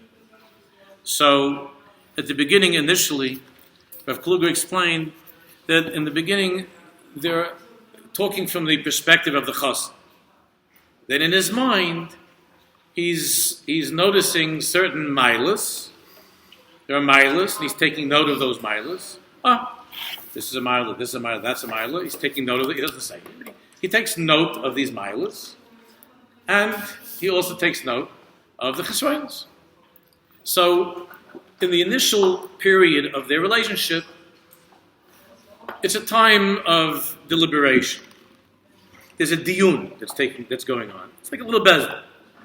This is good. It's not so good. So, like I'm winning. Like there was I mentioned before. There was a friend of mine, Zerov Shul, and he said that for the last few years, when they have the board, the election every year, he won 51 to 49. So he says it's like, so when I get up to Dav Mincha, like I look around, like I don't know who's like it's so close, 51 to 49. So he says like it's a bad feeling to daven like that, You don't know who's from the 51. It's very close, 51 to 49. It's very close. So in the beginning of the relationship, so the chassan kala, so chassan is like okay, like she's ahead, 51 to 49. So I'm still in it, So she's doing okay. But in that first kufa, there are it's a time of uncertainty, and it doesn't take away. There's still happiness and everything, but there are deliberations that are going on, and And we hope that Bez Hashem, eventually the deliberations will come to an end. Now, sometimes in certain marriages, the deliberations come to an end, and it's not such a good way. They just come to an end and say, "Look, what am I going to do? I'm stuck in this, and I'm, whatever. I can't get out, or I'm getting out." At some point, the deliberations end, or else you can go crazy. So, hopefully, in an ideal situation, when things are the right way, Bez Hashem, in a good way, the deliberations come to a conclusion when the chassan and kala come to what Rav Klug explained is to that soid hadav. To the soid hadav means they come to that indescribable point where there's a feeling of sod, of pneumias, even though the chesroinus on the folded page, and there's still chesroinus on the other side. Of course, he has his own, but there's still marvelous pros and cons. But at some point, somehow, in some deep and mysterious way, the conclusion has been reached. He doesn't know how; it's not a seichel thing, but somehow he came to this point where he's able to say, in his heart, in the deepest part of his heart of who he is, he's able to come to this clarity to say, "Zeh ha'maisa sheli." Now, it might not be so gewaldig, but Zeh ha'maisa sheli means that this is my life. In an ideal state where there's tremendous ahava, it's that feeling of plag gufa, like the Zohar tells us, that a husband and wife are two halves of one mitzias, right? Etzem me'at samai, that clarity, that feeling of etzem me'at samai, where there no longer is a bezdin in your brain going on with all kinds of diyunim, of svaras, back and forth. Should I stay? Should not? Should I be happy? Should I not be happy? It comes to some point which was described by Shlomo HaMelech in the Pasuk in Koheles. Re'ei chayim im isha asher ahavta kol yimei hevlecha.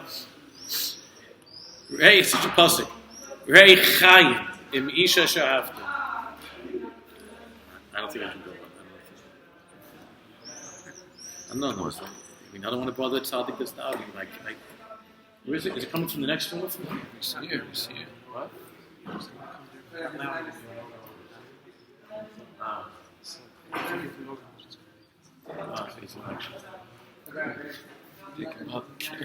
Oh, is it? Okay. Say the. What? Okay. Decide.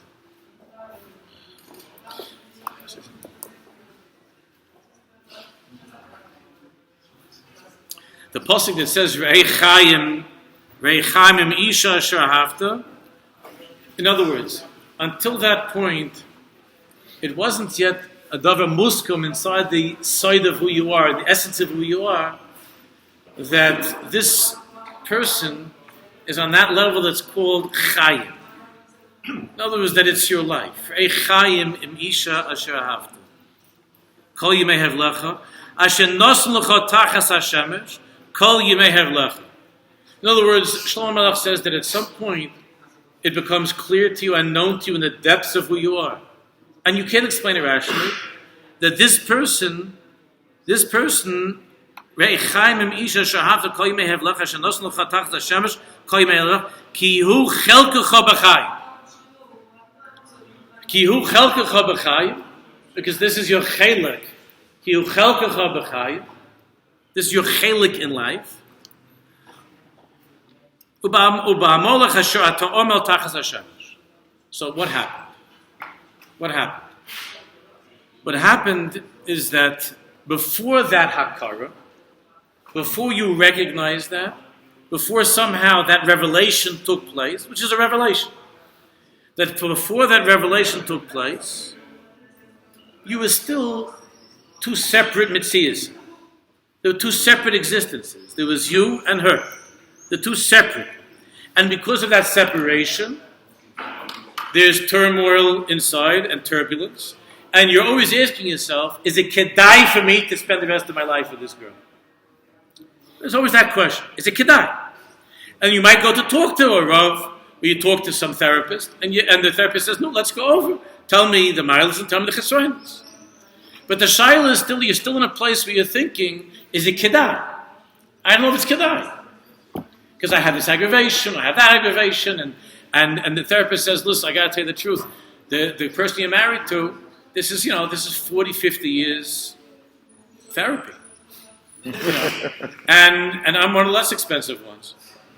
This is the rest of your life therapy. And kula haiva ulai, you'll be able to have like 2 weeks. I've heard people report back to me like this. That kula haiva ulai, you'll have like, every now and then 2 weeks of menucha. Maybe. Mostly it's going to be misery, a little bit menucha in between. So when a person has that shaklavitaria, and then you ask the question, is this kedai? Is it kedai? Now, sometimes there's miserable resignation. That's terrible. Okay, we say that.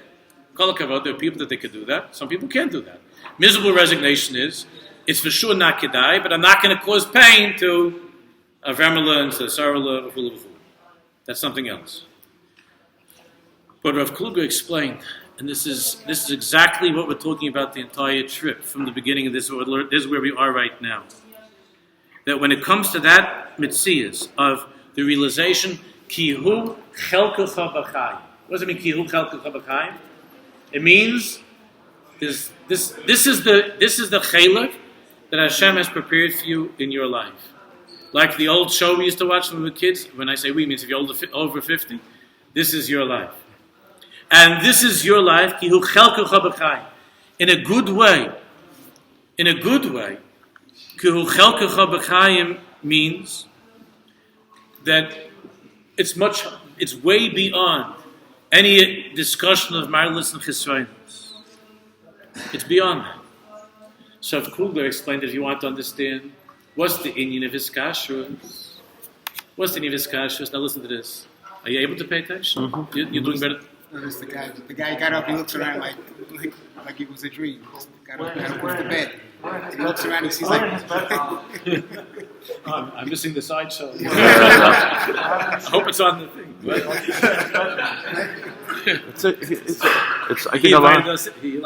I think it's a lot harder for you, Rebbe, to concentrate than us to concentrate with that noise. Meaning we can hear it.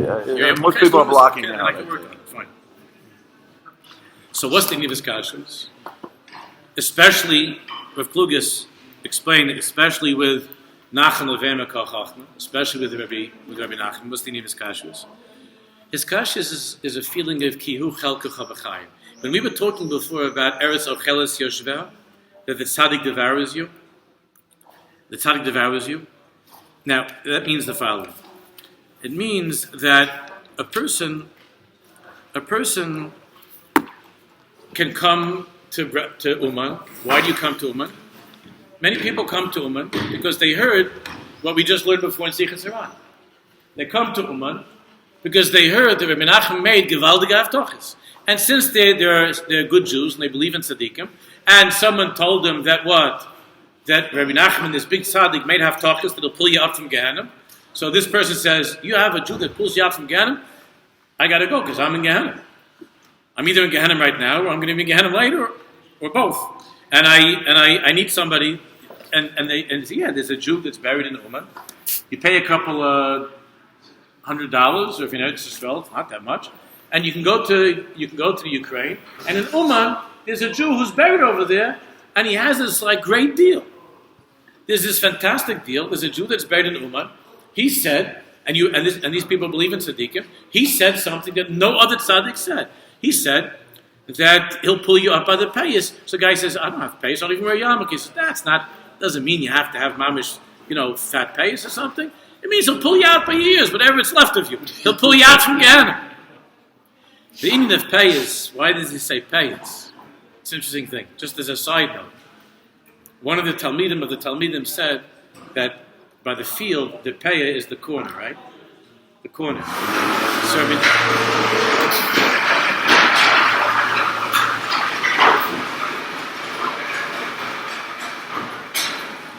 They're racing back and forth. Only here. Okay. Yes. So the paya of the field, this is a public place. That's the truth. It's a public place. We're the ones that You have no right to take over a public place. It's just you would hope that someone that's saying so much Tehillim would have a little more nervousness, unless he doesn't notice it. That's all. That the payer of the field, the corner of the field, that corner of the field, what does it mean? Secondary. This is going to be like a classic. Okay, we'll take it. We'll stop for a second.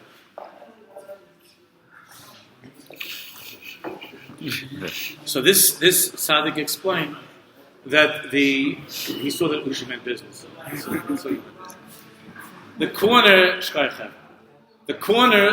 of the field means what?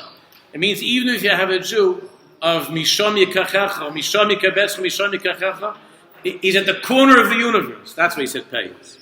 Even a Jew who's mamish, you think that Payas means like you have to be about Madrega that you have Payas. He says it means that even a Jew who's Bepayah, who's at the corner, who nobody else even thinks about, nobody else looks at, he's such a nidach. He's such a person that's so far pushed away that he lives in a corner of the world. That's the meaning of the word payah, right? So you have a Jew that he heard that there was this big tzaddik that he's buried in Uman, and he made a promise. If you come to him and you say a couple of kapilach, he said, how many you have to say the whole time? No, say 10 kapilach. And he says, and you first put something into the pushka. What do you got to put into the pushka? Your credit card? No. He says a couple of prutas. I can get a ticket, then you can find some Jew that's going to pay for your trip, right? You got some other guy to pay for your trip. I have to say 10 kapilach till him, kuf your test? No. That would have been something, can you imagine? If Rebbe Nachman would put kuf your test. No, not kuf your test. No. Regular kapilach, medium, short, nothing. 10 kapilach till him, couple of prutas that stuck in the pushka, and he says he's going to pull you out from Amish. So you have a Jew like that, and he comes and he's happy. And he says, I was zeicher to be miskarvel Rabbeinu. In other words, I did what I was supposed to do, and now he's going to take me out from Ghana. So there is that very, very basic, elementary mahalach that does not have anything to do with being utterly and completely devoured by the tzaddik. By your case, Yeah. how does that work with some of the corners of the world? Why? If it's by your case. You asked me a question. The diktuka? Yeah, how does, Oh, come on, how Yoshi. do you It's not a question of diktuka. Litvach. He said, David said Litvach. I don't know. To be medaked, it means by that part of yourself that's all the way pushed aside in the corner. You don't have to be medaktik in the lashon, but that's what Rebbe Nachman said. He didn't say it in Hebrew either, by the way. He said it in Yiddish. So you want to be medaktik in how he said it, and how it came out exactly in those words. But what's his kashus? So he said, what's not this? So he said this is not called his kashus. Rav Kluger explained that there are people who come to the tzaddik because they have a simple cheshbon. The cheshbon is the same way when you start a business. You try to make a cheshbon. What can I make? What do I stand to gain? What do I stand to lose? In this marriage at the beginning, what do I stand to gain in this marriage? And what do I lose? And if you come to the cheshbon, then I can maybe do better. So you stay in the marriage? That's Rahmanis. That's not called his kashrus. In other words, let's say this husband and wife stay together. Why? Because 51 to 49. Like my friend the Rav. 51 to 49. That's not called his kashrus. The husband and wife, they stay together. Why do they stay together? They stay together because the husband, I'm not talking about the wife, her cheshbon is, but his cheshbon is, comes out taka that it's more kedai for me to be in this marriage. So if Kluger explains, that's not called his kashrus, that it's more kedai to be in this marriage. In other words, in the bezdin of your brain, it came out of cheshbon that it's more kedai to stay married. So the person who comes to Uman, because it's more kedai to come here because this tzaddik is better than going to the other tzaddik. Because this tzaddik says he takes you out by the payas. And I go to other places all over Eretz Yisroel, all over the world. I never heard such a thing. They're not taking me out from anywhere. So that's not called his kashrus. His kashrus is when a person comes to a place, the same way that when a kli comes to the ur. His kashrus is etzem atzamai. His kashrus is when the husband and the wife and the chassan and kala come to that point where, like there's this The proverbial question where this beautiful Kala asked the chassan, would you really care for me so much if I was in a horrible car accident and I was totally deformed? And the guy says, oh, I would love you, so I would love you even more. And like you could hear the malachim laughing, right? It's like when they're going out, because she's this really beautiful girl. And she says, maybe you just, my mother said that maybe just because I'm so pretty, maybe you like me because of my looks. What are you doing? How could you insult me like that? So then she says, you mean if I was hit by a truck, right? That's what he used to say. If I was hit by a truck, you would still love me? Are you kidding? I would love you more than ever. I would love you more than ever. So when the inyan of this marriage, is that it's something else, not the etzem hadavar, not the side, not the secret of chelkecha b'chayim.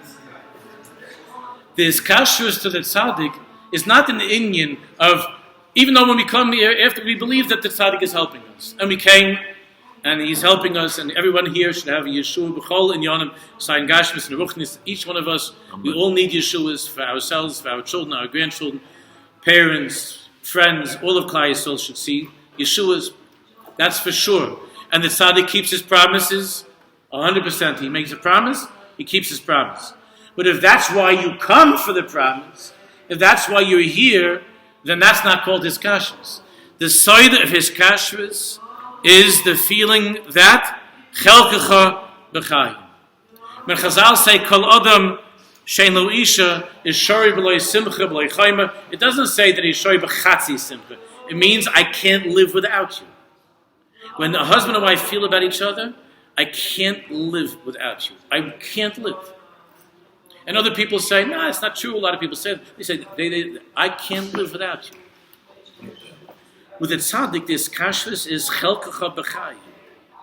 And there was, and the koyach of this tzaddik befrat, to be able to bring a Jew around to that place of Eretz Ocheles Yoshver, to feel, even though you're not a Bal Madrega, even though you're a payer, you're someplace far away, that somehow, hu chelkecha b'chayim, that a person will come back. Like you ask somebody, and I'm not talking about how people come to Uman these days, because now in Uman already to come, it's not so difficult. It's still hard compared to being at home, but it's like a joke compared to how it used to be in the early years. So I've had this conversation with many, many people. They come back from Uman, and I'll say, so what happened? So they start to tell me that, I can't tell you, I got stuck with these roommates, these crazy, sick people, and what they were doing, and what they're making noises and carrying on, these crazy people. And how did it go with the food? Food. I was fighting over a knedel. You know what I had going on? It was crazy. And what about, at least where you stayed, was it clean? Clean. The cockroaches wouldn't even go there. It was, these are the early years, right? I'm talking about conversation in the early years, not lately. And like where we stayed. And I'm asking more questions. And then he's telling me this, Mamish. And I would say, so what's the story? He says, I can't wait to get back. I'm going back. I can't wait to get back. I got to go back. It's to imagine if you have a wife, that you're in that place with that wife. Mamish etzim etzam. Aha, v'dvekis, his kashrus. Adam echav, mamish, his kashrus. And someone comes over to you and says, like a lashon, like I don't see the milas. I don't see the milas. Like there are other people that are much better and nicer and prettier. That's the biggest insult. Not because of your guy, because kihu chelkecha b'chayim. Because that person is your chelik in life. Look on page 28.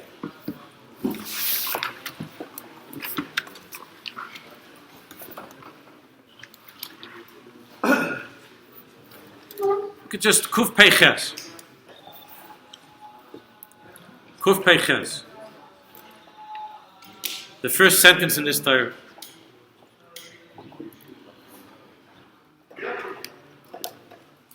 Da. And Rebbe Nachman used the word da, and he's bringing it down from Atzilus, a very, very, very high Torah. He says, da. Shetzorach l'nsor lahat tzaddik lachzer al avidosai. You have to travel to the tzaddik to find that which you lost. Now, putting everything together. Tzorach l'nsor lahat tzaddik lachzer al avidosai. Avidosa. What does he mean what you lost? He's talking about the lost princess. You lost yourself. You lost your neshama. You lost your tmimis. You lost your tzidkis. You lost yourself. You don't even know who you are anymore. So he says, Dash, it's Tzaddik lachzer al avidosa. The place where you have to go to look. The place to go look for yourself, where you lost, the lost princess, the lost self. Dash, it's Tzaddik lachzer al avidosa. You have to go to the tzaddik to find avidosa. So the meaning of ta'isi keseh oived, like Dr. Melch says, Bakesh avadecha. Hashem, Dr. Melch said to Hashem, ta'isi, I got fablonjit keseh oived, like a little lamb that got lost. Bakesh avadecha, I'm asking Hashem to look for me. Dash it tzarech l'nsorlat tzaddik lachzer levidosi ki kodim sheyoytzi adam la'avir ha'olam. Look what he says. Ki kodim sheyoytzi ha'adam la'avir ha'olam. Before a person is born, before a person comes into the world. Milamdin umarin loy. They teach him and they show him. Kol ma shetzarech la'asos v'lavod lahasik b'zeh ha'olam. Each and every one of us, before we were born, we were shown what? We were shown what we have to work on and what we have to accomplish in life. Before we were born, we were shown that. The kaven sheyotz la'avir ha'olam. But once we come into the world, miyad nishkach mi'itai. When we come into the world, we get a patch and we forget. K'may shomer Rebbe says in the Gemara. V'ashikcha hi b'chinas aveda.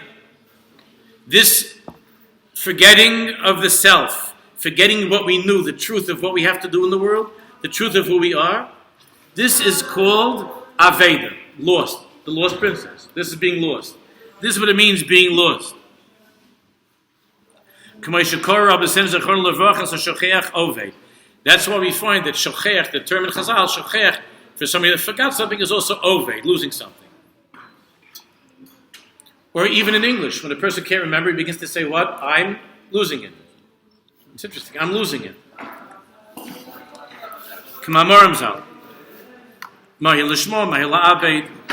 To forget something is called losing it. Rebbe Nachman says that during the course of one's life, a person has to go not to be misyayish. Not to be misyayish, never to give up. And a person has to go looking for that which is lost. So where do you go looking? The Aveda, the missing self, is by the Tzaddik. Now you can go to the Tzaddik and it's nice that the Tzaddik make all kinds of Chanukah presents he said he's going to give you. You come, they're not, what's it called, not enticed, when you want, what? No, when you want to offer gifts so people will come. Enticements, right? Enticements. So incentives, right. So the Tzaddik might give all kinds of incentives. Okay, beside that, he said, if you come, I have things I'm going to give you. So he gives incentives. And that's a good way to sell something with incentives. But could you imagine if a marriage is based upon incentives? There are marriages like that.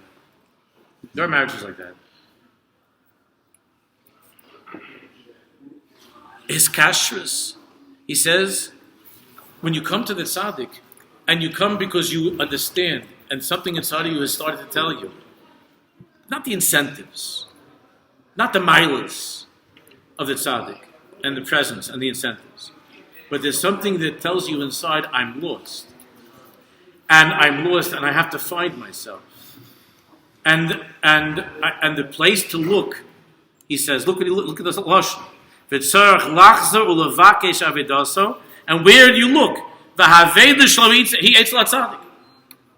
Remember the mashal that Einstein had a very chashuv student. I don't remember his name right now. Eddington, Professor Eddington.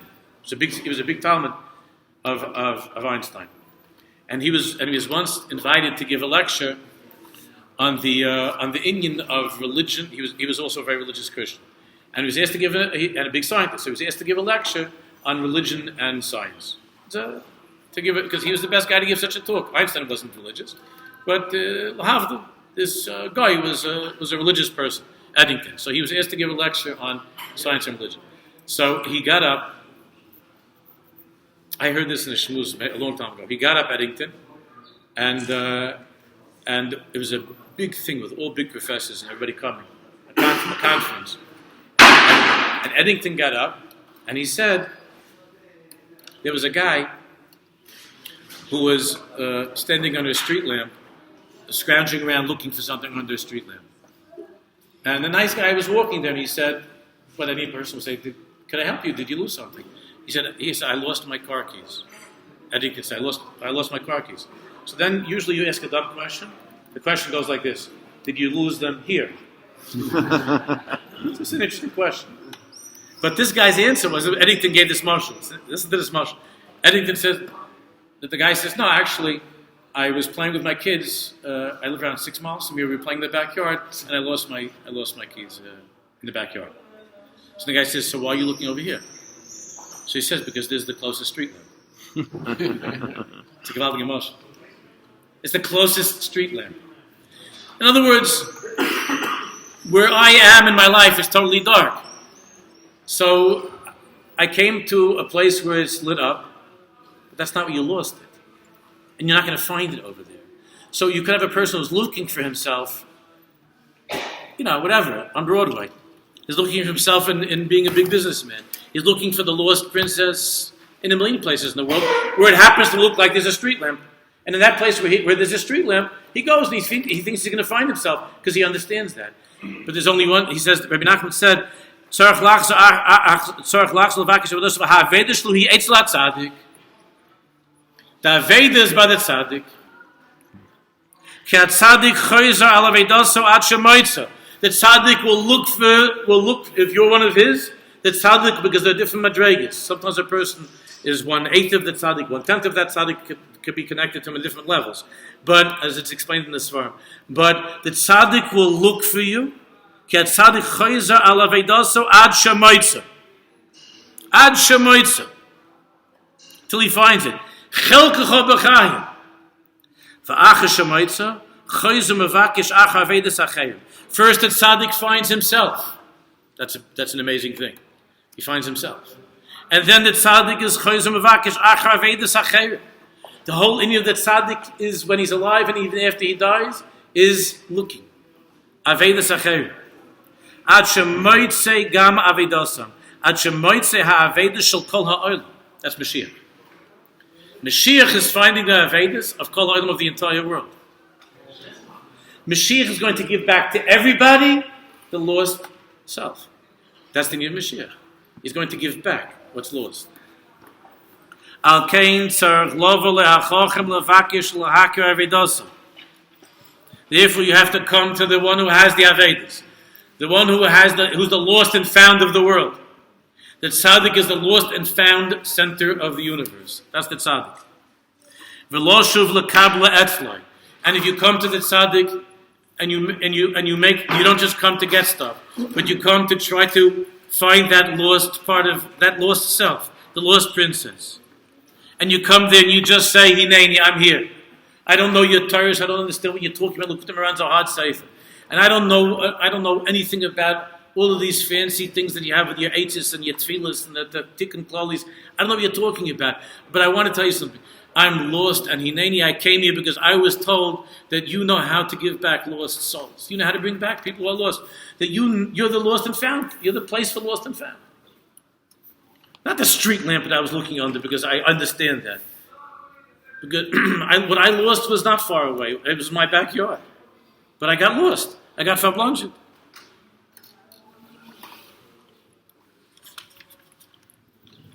Okay, Chevra, we're at the end. But I'll skip over the Paparos L'Chachma, even though I really wanted to do that. I'll skip and we'll go to the Tefillah. Look on page 30, 31, 32. And you can just say it together with me. I'm just going to say this. I'll tell you where this is from.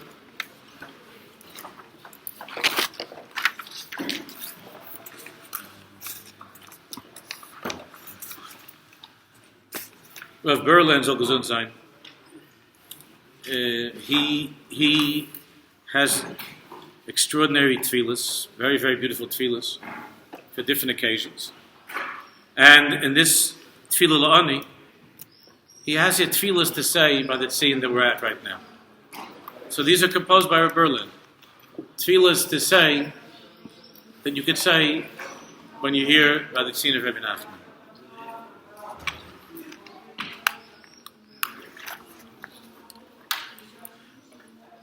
I don't think you have to translate. You could say it. We could say, I mean, it could use a little bit sometimes, a little translation, but I think that if we just look inside with our and follow him with our eyes and with our lips, that we will have accomplished something, at least to begin our relationship with this, with the Tzaddik. He said, at least to begin a relationship. You have page 30?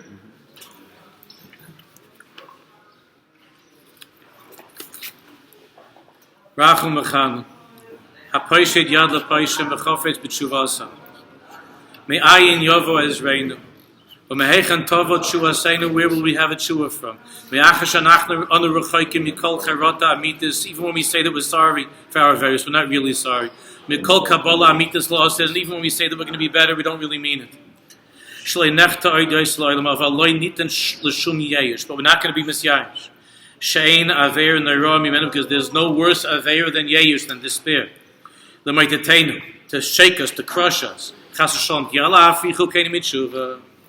Because even though we're far away from doing tshuva, Onu Ma'aminim B'Emunah Shleima, we believe B'Emunah Shleima. V'yoidim B'Beiru, we know clearly, Sherav Koicha Shalat Tzaddik HaKadosh V'Anor, the great is the strength of this awesome, this great and holy Tzaddik.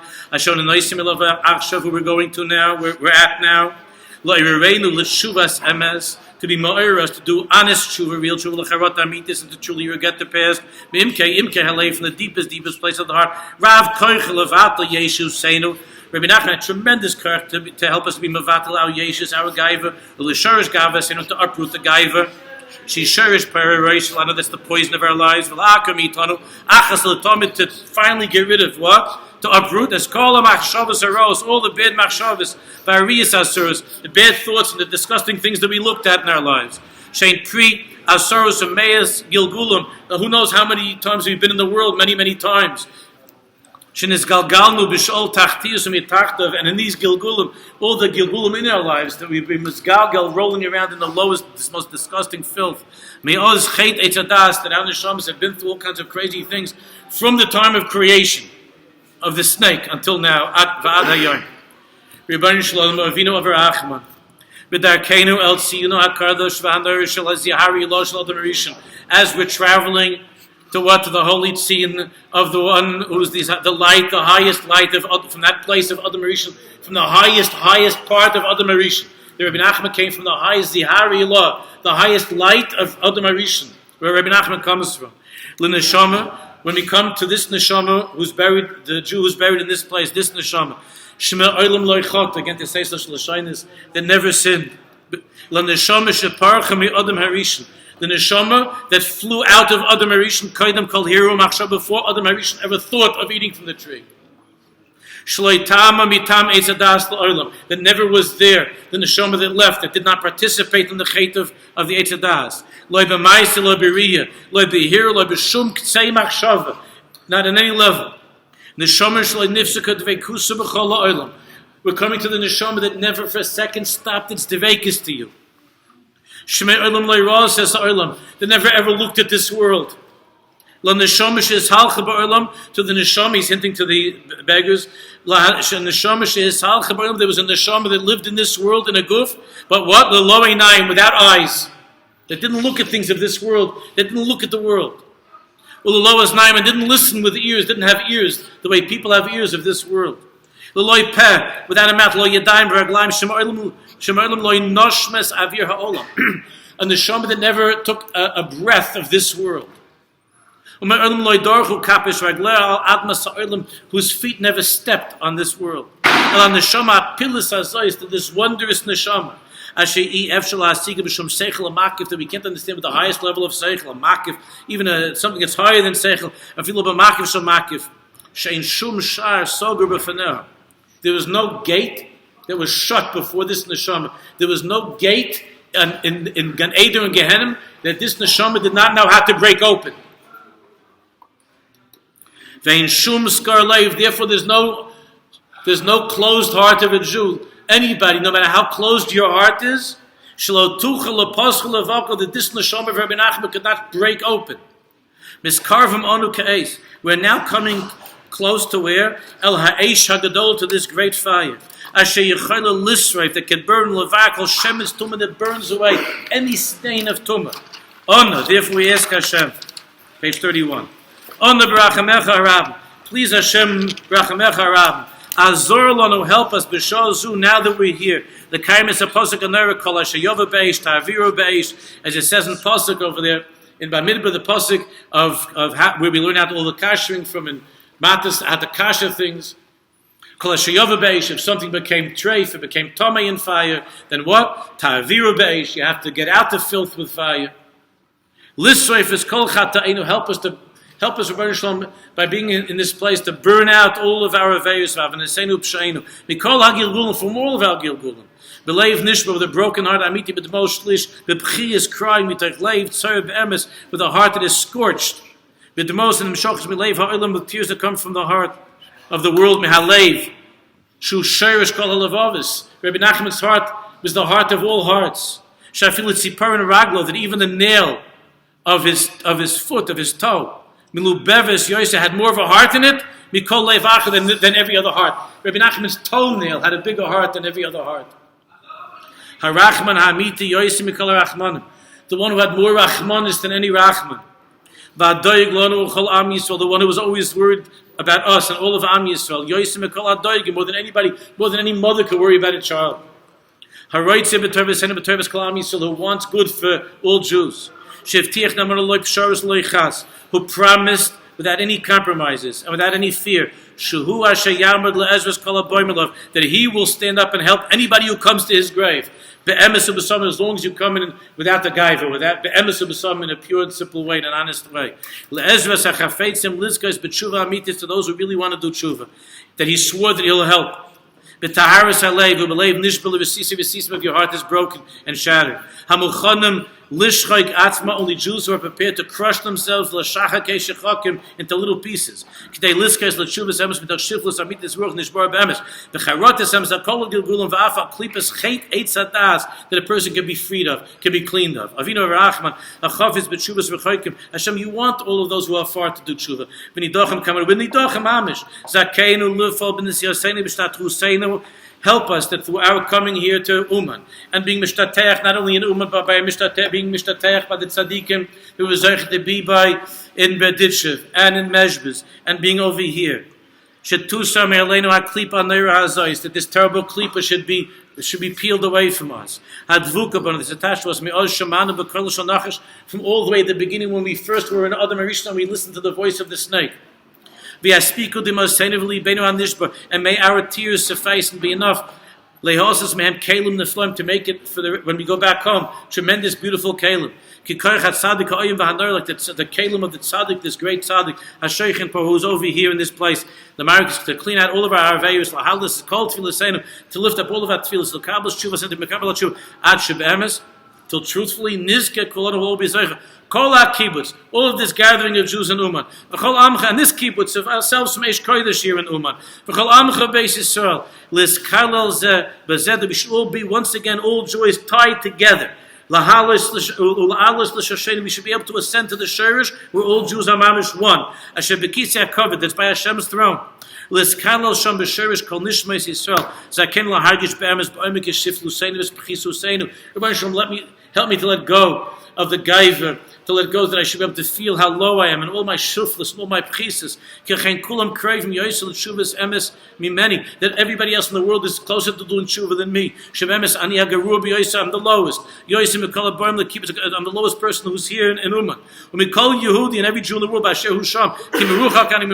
so far from I'm so immersed in my gaiva. More than anything that exists. And based upon the mitzvahs of my life, there's no hope. The tshuva there's no hope that I'll ever do a real tshuva. Beloy had Tzaddik HaKadosh v'Hanoyer, if not for the Tzaddik HaKadosh v'Hanoyer, the Baal HaAvedis, HaShoichen Kan, who dwells in this place, Asher Yevtiach Lo V'Le'ezras Kulon, who promised that he would come to help each and every one of us. Afilu le'ezrosi dal ve'evyan kamani, even to help a miserable poor person like me. V'ani oni, like the Rebbe said, V'ani oni ve'evyan, Hashem yechoshev li ezrosi mafalti at Elokai al ta'acher ezrosi ha'yisa al tetsheni v'al tazveni Elokei yishi al kein bosi b'zel l'schen l'fnecha she'to'ir bi is called Shiva Hashemis. He goes through the Shemis of all the different Shemis. Look at Tezayin. B'vo'enu atel moiked ha'or. Now that we're coming to the great fire, the tremendous bonfire. Moiked ha'or. Or ha'ein soif. Hanimshach derech olam ha'tiru v'olam ha'malbish derech adam kadman atika kadisha arch anpin. I just want you to hear the words. I'm not sure that all of you know what this means. Abba v'ima zer anpin, and me included. Zer anpin u'malchus adat sina kodesh v'anor shor rabbeinu Nachman simcha ben feiga. Asher zoch l'sheva madregas on the Rosh Hashivas HaKapsonim. The Tzaddik was zoich with the 7 madregas of the 7 bergers in the story of the 7 bergers. The spal of Anatol of Neishach and Abraham. We came here to daven to Hashem's Baruch. Kinizka gamonu kolonu b'korach moikad harazel. We should be zoich because of this great bonfire that's burning over here in Uman. Lahapach eish lor. And I forgot to mention before that we were in Breslov by Rabbi Nosson. Lahapach eish lor. We should be able to turn this fire into a light. Me'oirei eish, like in the Torah Rabbi Nachman, that me'oirei eish should become me'oirei or. A fire that burns away, but a fire that illuminates. Ad shekol ha'taibis and the rosh and the ladmi one, that all the taibis, the terrible taibis that we were born with, shnim shkol in a mechet etzadas v'adayim, everything should be changed. Instead of being a fire of filth, a fire of the Yetzirah. Yehovchu le'eish kodesh yakedesh. That's the whole point, that we should be able to have the words eish kodesh. Yehovchu le'eish kodesh yakedesh. It should become an eish. Is it underlined by you? No, it's not. No, by me I underlined it. It should be an eish kodesh yakedesh. Beginnes eish tamid tukad al mizbech le'sichba that we have over the Aron Kodesh in the shul. It should be a fire that doesn't go out when we leave. It should be a fire that's burning stronger and stronger after we leave. Eish yakedesh lahavas Hashem. Ha'ofeches kol, that's able to change all of our ahavas nefulus, all the disgusting loves that we have for bad things. Eish lahav Hashem is baruch. There should be a fire to Hashem. Eish lahav mamish. Te'ofer if it's kol haramach everenu shesagi denu is very big as you see. Ramach is 248. Pamayim lapid twice torch is 2 times 124. Soy devira Eishes lapidus Eishes soy avanim shlemis tivna. The gematrias sheniskal espala lefanav yisbarach begil uberada. We should be zark to daven to Hashem with great fear and with joy and trembling. That we should build buildings of kedusha. With singing, with nigunim and with shirim. Again, it should be a tshuva that's only with simcha, only with nigunim, and only with shirim, like the tzaddik who was buried here wanted. Everything with simcha, with nigunim and shirim. The sholosh givonei hakesh, to the 3 colors of the rainbow that Rabbi Nachman talks about in the Torah. Hamamtikim kol din shabarim, that should sweeten all of the dinim of our lives, all of the dinim of the world. We should be zerchet to hear the nigun coming from the violin, from the harp of David Malka Mashiach. But until the day that we could hear from David Melch's violin, we'll be zerchet to hear from Yosef and Gadi's.